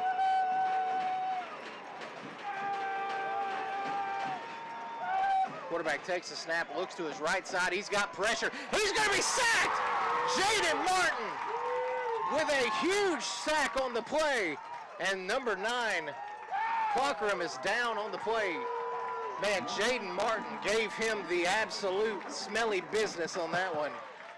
Yeah, he came flying in there and took Cockram down. He was looking to pass the ball to his right and just heavy pressure, never had a chance. And it's going to be a turnover on downs. Huge play for the Red Devil defense. Now it gives their offense the ball back with just under 3 minutes in the contest. 2 minutes, 54 seconds. The Red Devils are going to get downfield. Defense handled business, and now it's the offense's turn. Cole Crawford Mason Martin, Jaden Martin, we got to get downfield. We got to get Kenny in range. We're having a conversation over here with the referees. I'm not sure what's happening. Well, this crew likes to have a lot of conversations. They like to take their time and talk things over. They do. Cole is, I think Cole was kind of confused about it as well. 2:54 left on the clock. Game is tied up. We haven't seen any scoring since the second quarter, but the Red Devils have the ball on the 32-yard line. 68 yards to go for a touchdown if the Red Devils want to win this game right now. Cole Crawford is in the backfield. Mason Martin next to him. Handoff to Mason. He's going to have to make something happen. He's met in the backfield. That is going to be a lick. They tackled him 2-3 seconds after the whistle, and Mason is hurt. No back judges, the white hat is sitting there staring at this thing, and no penalty call. Mason is clearly hurt after the play. You got him stopped. His forward progress has stopped. Golly. You got to blow that dead. Instead, they let him play on, and number 79, Devontae Williams, who is listed at 5'10", 290 pounds, puts all of his weight down on Mason Martin. Cole takes a snap, looks to his right. Davin Bowden is the intended receiver. And they're going to throw pass interference.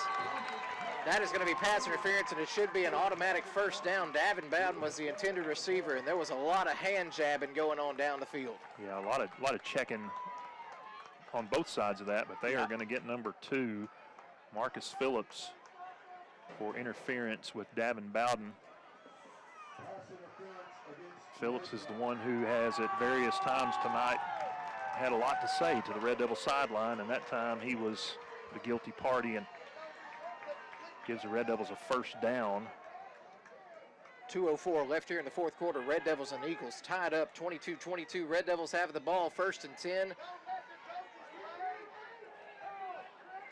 And we got Mayflower coaches out. And we haven't walked it up yet. Almost to the hash. It should be 1st and 10 on the 47. Yeah, the 47 should be. Yes. It should be 1st and 10 on the 47-yard line. And again, we're having a discussion amongst the officials here. Gracious. Walk it off. Count them 15, brother. And he's pointing, the official who's marking the penalty yardage off is pointing to every line that he passes. Because 32 plus 15 is... It's a little hard to calculate that. I mean, I'm just a preacher, but... Majored in Bible, not in math, but you can still do simple addition. I did. The Red Devils with the ball up to midfield, or close to midfield, at their own 47. Cole looking to his left side. He's got a man in the middle. That is caught by number 15, Allen Horn. Allen's got the first down. He is in Mayflower territory, down to about the 38, 39-yard line. Great catch and run for Allen Horn. Yeah, good job of securing the catch there and then turning upfield and getting what you can and holding on to the ball as Mayflower's coming in trying to strip that thing out. We're under 2 minutes here in the fourth quarter. The Red Devils on the move. 1st and 10 at the Mayflower 39.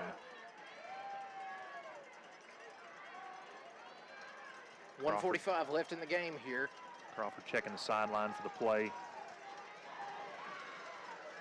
Mason Martin in the backfield. He's in motion around the left side. Cole checks it off to Mason. Mason's got some room, and he is going to be brought up. Mason fights back. He's going to get back to the original line of scrimmage, and that's going to bring up 2nd and 10 for the Red. Actually, they're going to say he got a little bit, but that's going to be 2nd and 10 for the Red Devils. Clock is ticking away. They're going to have to move this ball. It's number 11, Jamarian Pirtle, and number 79, Devontae Williams, combining to make the stop for Mayflower. Jaden is hurting out there. It looks like he's holding his hands. Clock continues to move. We're going to be at 1 minute, under 1 minute. We got to move the ball here. Red Devils wasting some time. It's less than a minute on the clock. Clock down to 50 seconds now. 1 on the play clock, and the Red Devils are not, they did somehow get it off. Cole scrambling for his life back there, and he's just going to throw this ball away. My goodness, the Red Devils wasted about 45 seconds there.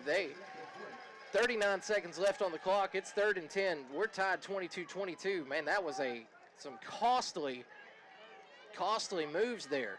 Yeah, just let too much time roll off the clock. I mean, you don't want to leave any for Mayflower, but you know, you're 39 yards away. You gotta make up some ground here to at least get in field goal range and give yourself a chance. Which for Kenny, his long is from the 20-yard line this season. He's already missed one tonight, but that was kind of an odd angle. Crawford takes the snap, looks downfield. It's a check down pass to Allen Horn. Allen's got a little bit of room, and he's going to make it down to the 35-yard line, short of the first down. And they're going to say he's inbounds, so that's going to keep the clock rolling. Oh, my goodness. Clock is still ticking, 28, 27. We're going to get a timeout on the field or something right here. Yeah, and Cole was calling for a timeout, but officials didn't grant it until clock hits 21 seconds. My goodness, it is going to be 4th and about 7 for the Red Devils. Ball is on. Ball's going to be on the 36. Yep, ball's going to be on the 36-yard line. Man, the game is on the line here, Scott. This is a big play. Atkins certainly going to go for it on 4th and 6. If they convert this, they've got 21 seconds to get to the end zone, and they've got a surefire kicker. Yeah, and still have 2 timeouts left, so you got some time to work with. You can't waste time though. You gotta manage the clock well these last 21 seconds and put yourself in a position to have a little bit of time on the clock to get your special teams unit on there if you can't get the ball into the end zone. But you're gonna be looking to score a touchdown and put this thing away. If I'm the Red Devil offense right now. If I'm Coach Dobbs, I'm standing beside a referee to get that timeout in. Yeah, and I'm not going to let any time that any more than necessary elapse off that clock. No, that's right. Crawford in the backfield. Jaden Martin beside him. Red Devils 4 men out wide. Big 4th down play here. 4th and 6. Really closer to 4th and 7. Ball on the 34-yard line. Hard count there by Cole Crawford. Did not get the Eagles to jump. Cole takes a snap. He's looking for a man. He's going to air it out. Davin Bowden is in the end zone. Davin catch. Oh, no, my. He did not come down with it. Oh. He had a chance at it. Oh, man. My blood pressure. That's going to be a turnover on downs. Mayflower will now have 13 seconds to try to get down the field before we head into an overtime period. Man, I thought Davin had it. He had a chance at it. Yeah, he went up for it and came down.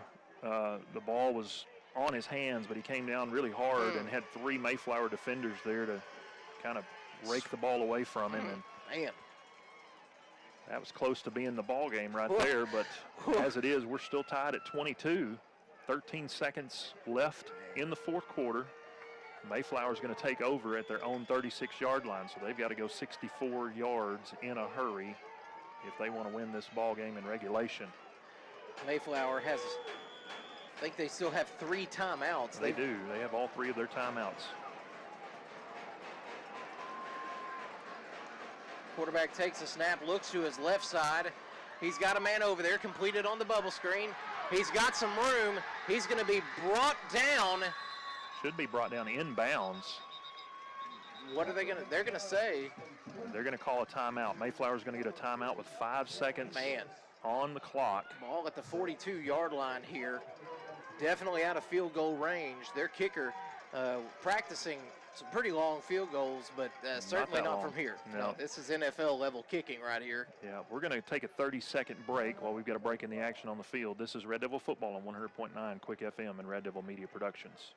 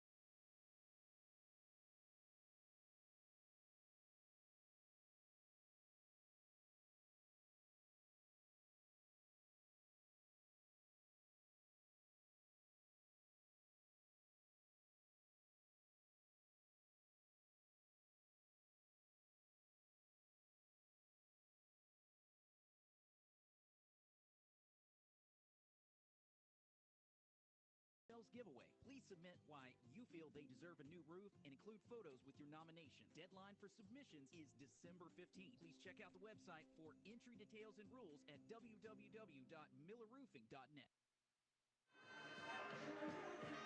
And we are back here, folks. It's the beginning of overtime. Jaden Martin is the representative for the Red Devils that has gone out to midfield to see what's going on here.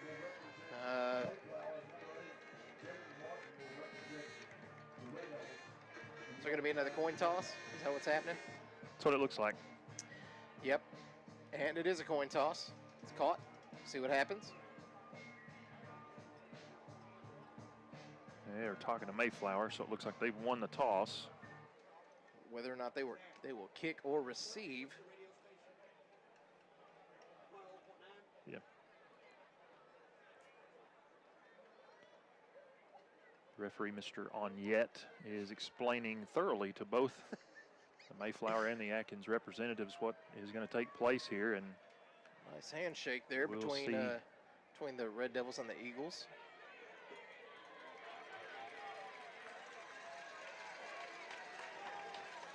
Here we go, folks.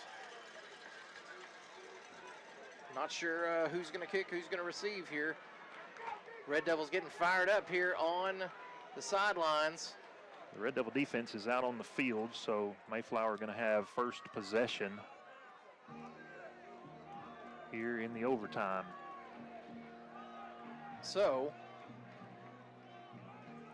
looks like the drive is going to start on the 15-yard line.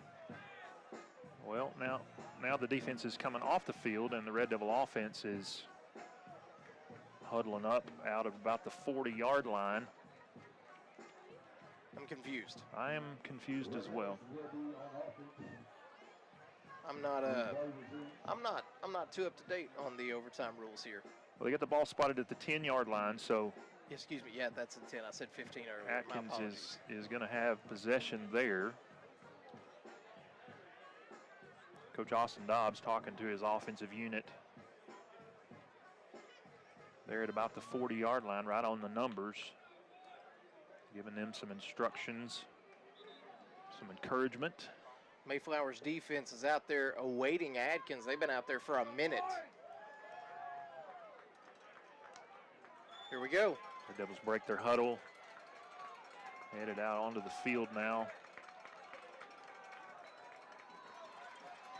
Led by the offensive lineman, left tackle Chance Call, and the sophomore who's had a tremendous year.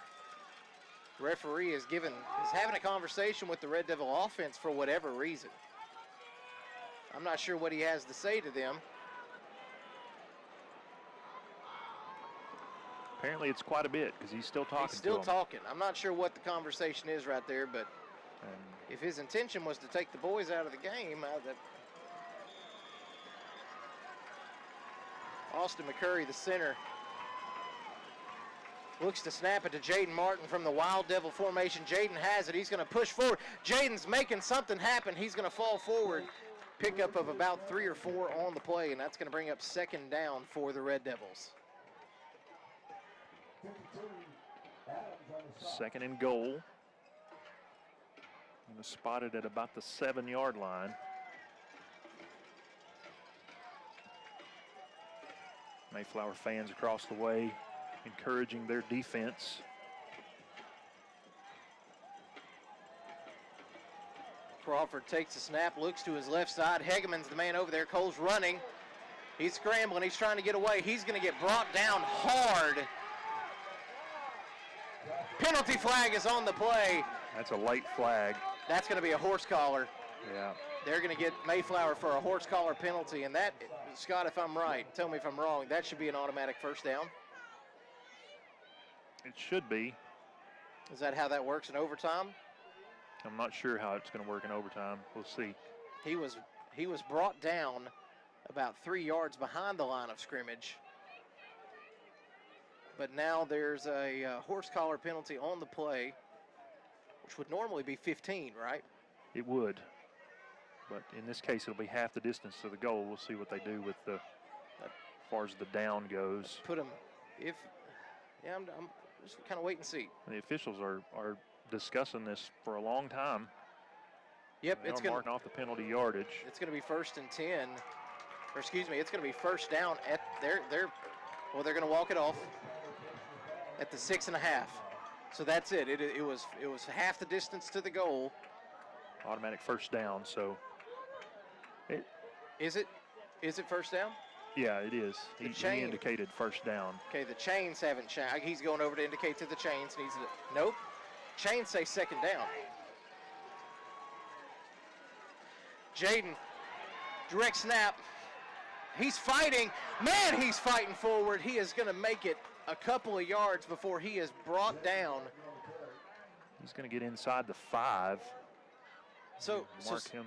Scott, I'm confused. Are we third down or second down? The chain is indicating we're third. The white hat signaled at the end of his indication of the penalty, he signaled first down. Well, the box on the far side still says third down. So is this, you're right, white hat indicated first down, but the box says that it's now third. I don't know if our coaching staff has caught that yet. Yeah, I'm not sure either. Play clock winding down. We're at 5 seconds now. Gonna have to get the snap off, and the Red Devils do. Jaden Martin, the keeper. He's fighting forward. That's a touchdown! Touchdown, Red Devils! Jaden Martin fights forward. Grown man football, handling business, tough as a $3 steak. Touchdown for the Red Devils. That's huge to get the first points of overtime. It puts the Red Devils up 28-22. Kenny Rivas on for the extra point. We'll try to make it a 7-point lead for the Red Devils.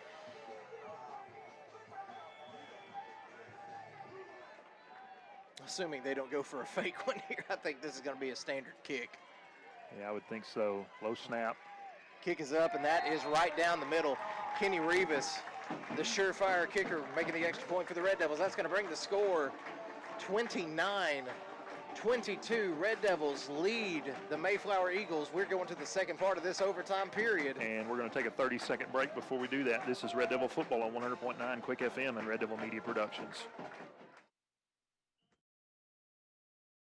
Running back?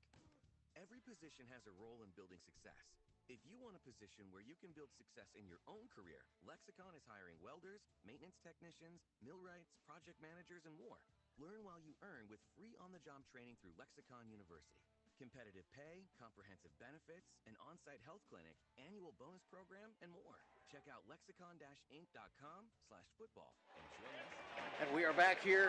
Mayflower has the ball headed in. Quarterback, low snap. He's just going to have to get rid of it. That ball falls incomplete. And that's going to bring up 2nd and 10 for the Mayflower Eagles here in this first overtime period. Atkins scored when they had the ball. Mayflower now has to respond. Number 8, Jaden Martin applying the pressure there for the Red Devil defense. Again, a low snap for Mayflower. Cockrum able to pick it up off the turf. Rolling out to his right. Jaden Martin made him throw it before he was ready to. Ball skipped to his receiver, so it's going to be 2nd and 10. Mayflower 3 men out wide. Handoff to the running back right up the gut. He's going to be brought down after a pickup of about 3 yards. Again, Jaden Martin, one of the Red Devils there, making the stop. Number 70, Solomon Lytle, also in on the action with number 22, AMT. It's going to bring up 3rd and 8 for Mayflower. You got 2 more downs here. This is certainly 4th down. You've got to go for it on 4th. Yeah. Atkins defense got to make a stop here. Quarterback takes a snap, rolls out to his right side. He's got a lot of pressure. That ball is going to sail out of the back of the end zone, bringing up 4th and 8. Tremendous pressure by the pit bull, Dayton Rawlings. Tremendous pressure, and these Red Devil players are fired up. Let's get fired up. And the fans are on their feet. And Mayflower's going to take a timeout to try to regroup. We're going to take one with them. We'll take a 30-second break. This is Red Devil Football on 100.9 Quick FM and Red Devil Media Productions. Little Rock is a place place where you'll be amazed by everything that awaits every member of the family. Explore sites like the Little Rock Zoo or hike to the top of Central Arkansas at Pinnacle Mountain State Park, which opened its brand new visitor center in 2023. Learn about the world around us at the Museum of Discovery, a nationally ranked children's museum, and at the Central Arkansas Nature Center, where you can see alligators up close. You can tour the Oval Office at the Clinton Presidential Library and walk in the footsteps of civil rights pioneers at the historic Central High School. Learn more at littlerock.com today. That is true. And we are back here, folks. It's 4th down, 4th and 8. We're in the second part of this first overtime. If Mayflower does not score here, Atkins wins. So this is huge. Major playoff implications with this right now. We know Salem has beaten Quitman. Atkins has got to get the win right here. Yep, it's on the line right here. This is your ball game. Red Devil defense back on the field. Mayflower still huddled up over there near their sideline at about the 25-yard line. Red Devil defense looking to build a wall here, build a big red wall. What do you think, Zach? They're going to keep it on the ground, try to run it with number 0, Davis? I think it's been working all night. I think they're going to bounce Davis out to either the left or the right side. They're going to try to bring him out, try to get some numbers on one side or the other. We'll see what Mayflower elects to do. Looking to see this Red Devil defense. This is it right here, folks. Big time play. We got timeout. Coach Snow and the offense and the Red Devil coaching staff calling a timeout. Red Devils will get that timeout. We'll take it with us. We'll take a 30-second break. This is Red Devil Football on 100.9 Quick FM and Red Devil Media Productions. Why trust River Valley Tinting and Glass? Well, River Valley Tinting and Glass is a family-owned business, and they take care of their customers like family too. So remember, your local auto, residential, and commercial glass and tinting company, River Valley Tinting and Glass. Check out their work on Facebook or call 890-5839 to get an estimate. Or you could always come by 2202 East 2nd Street to see all they can do for you. From a business you can trust, River Valley Tinting and Glass. And we are back here, folks. 4th and 8. The game is on the line here. We are in overtime. Red Devils lead 29-22. If Mayflower does not answer right here, Atkins wins this ball game. Playoff implications are on the line here. Both teams desperately want to win to get a better seed in the playoffs next week. And here we are. Oh, referees are sending Atkins back to the sideline. Yeah, the white hat indicated that he's going to take a timeout, and he is all the way over in the end zone on the far side. What's going on over there? The white hat taking a load off. What's going on? I'm not sure what they're doing. They're now we got 3 officials who are gathered up over there near the pylon, and now the white hat is going on over. And he's indicating to someone. He's speaking to the police officer over there. He's speaking to a police officer. And I'm not sure what the situation is over there, but I'm not sure what's going on. But I'm assuming Coach Dobbs is about to find out about it.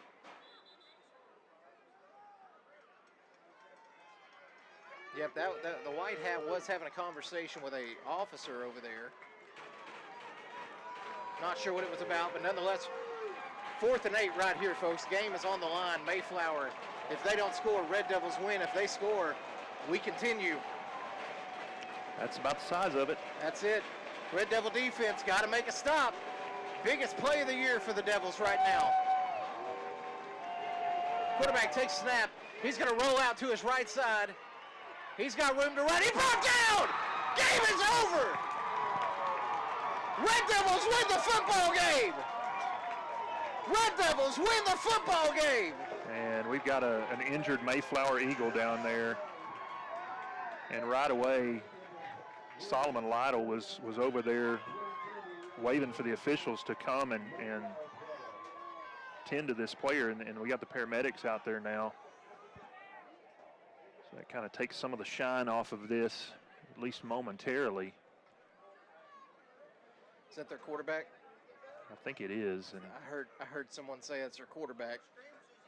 And he was, man, scrambling around trying to get the ball into the end zone, and he was hit hard. We certainly hope he is all right over there. He was hit very hard. That was a car crash that was happening over on that side of the field. They do have him up on his feet now. Looks like our athletic director, Coach Porter, is out there checking on the situation as well. Red Devils, Coach Snow trying to get the Red Devils over to the sidelines. Certainly want to respect the injury there. But that is the ball game. That is the ball game, folks. Red Devils pull it off, 29-22. We're going to take a 2-minute break, and we're going to come back and wrap things up. This is Red Devil Football on 100.9 Quick FM and Red Devil Media Productions. At Kubota, we want to help you deliver a job done right. That's why we want you to know that the new Kubota inventory is arriving day late. You have work to do. We have the reliable, durable, and versatile lineup to help you do it. Visit River Valley Tractor today for all your equipment needs. Visit your local River Valley Tractor dealer or find a dealer near you at rivervalleytractor.com. Don't miss the pre-holiday green tag sale going on now at R&R Tire Express. R&R showroom is stocked full with the wheels you want and the tires you need with the best prices of the year. And during R&R's pre-holiday green tag sale, all you need to get started is a non-perishable food item. R&R will donate your items to local food banks this holiday season. Don't miss the pre-holiday green tag sale going on now at R&R Tire Express on East Parkway Drive next to Starbucks in Russellville. One automobile is the undisputed classic, the BMW 530i X-Drive. Saracen Casino is giving the ultimate driving machine to one lucky player. Play all November at Saracen and score entries into the drawing for your chance to drive home in an exciting BMW 530i X-Drive from BMW of Little Rock and Saracen Casino. At 40 minutes from Central Arkansas, Saracen is Arkansas's closest place to play. Saracen Casino Resort, Vegas, Arkansas style. Gambling problem? Call 800-GAMBLER. From your first paycheck to your first home, starting your own business or celebrating your retirement, we're here for all of life's important moments. At Simmons Bank, our modern banking solutions make managing your finances effortless and efficient, so you can focus on what matters most. Simmons Bank, proud supporter of the moments that matter. SimmonsBank.com, member FDIC, equal housing lender, all accounts subject to approval. And we are back here, folks. We just saw one of the most exciting finishes to a football game that I have ever seen in my life, Scott Warren. This game was a defensive slobber knocker in the second half. I mean, these defenses were just punching each other in the face, all up and down this field. Nobody scored until overtime, and it was the Atkins Red Devils that came up with a big touchdown there to close out this game, and the defense coming out, stepping up for the Red Devils here. The defense making major improvements, making some adjustments, crushing Mayflower here at the end of this game. Yeah, what started off as a track meet, both teams running out to score 22 in the first half, ended up a rock fight in the second half, and fortunately the Red Devils had one more rock in their pouch than Mayflower did, able to come out with a 29-22 victory in overtime. You know, we saw a lot of fireworks in the first half, a lot of scoring. Second half, all defense, pretty much. But what do you think, Zach, about who stood out tonight for the Red Devils? Oh man, on the defense, got to be Dayton Rawlings. Dayton Rawlings was a man on a mission tonight. Handled his business. Also, Blake Mitchell. Yeah, Blake played Mitchell, a great game. Coming off of the injury he's been battling all season, has struggled to have confidence in that. But to see the young man that was so highly touted at the beginning of the season to be an impact player, to come out tonight, make some major hits, major stops at the right time. Tremendous props to Blake Mitchell. And, of course, I see him down in the end zone. How can we not talk about John Davis? John has been a great leader for this defense all season, but just a tremendous job of this Red Devil defense, handling business by committee. Yeah, really a lot of guys stepped up on defense tonight, and you had, you mentioned it, Tate Sweden out with an injury tonight at middle linebacker, and then Blake Mitchell working his way back from an injury and maybe not having a lot of confidence yet in where his recovery stands at this point, but Hate to interrupt you, Scott, but it looks like Coach Dobbs is about to get a Gatorade bath. That's what it looks like. I think our camera's just out of view, but I'm not sure. He saw it coming. He saw it coming, but Coach Dobbs got him a Gatorade bath tonight, y'all. And tell you what, dadgummit, Coach Dobbs deserves it.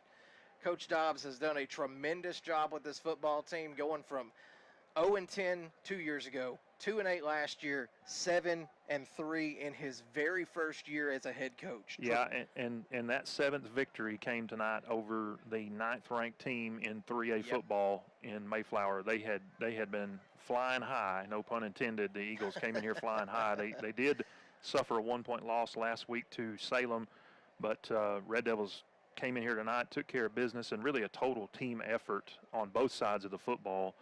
We saw Cole do a good job tonight through the air.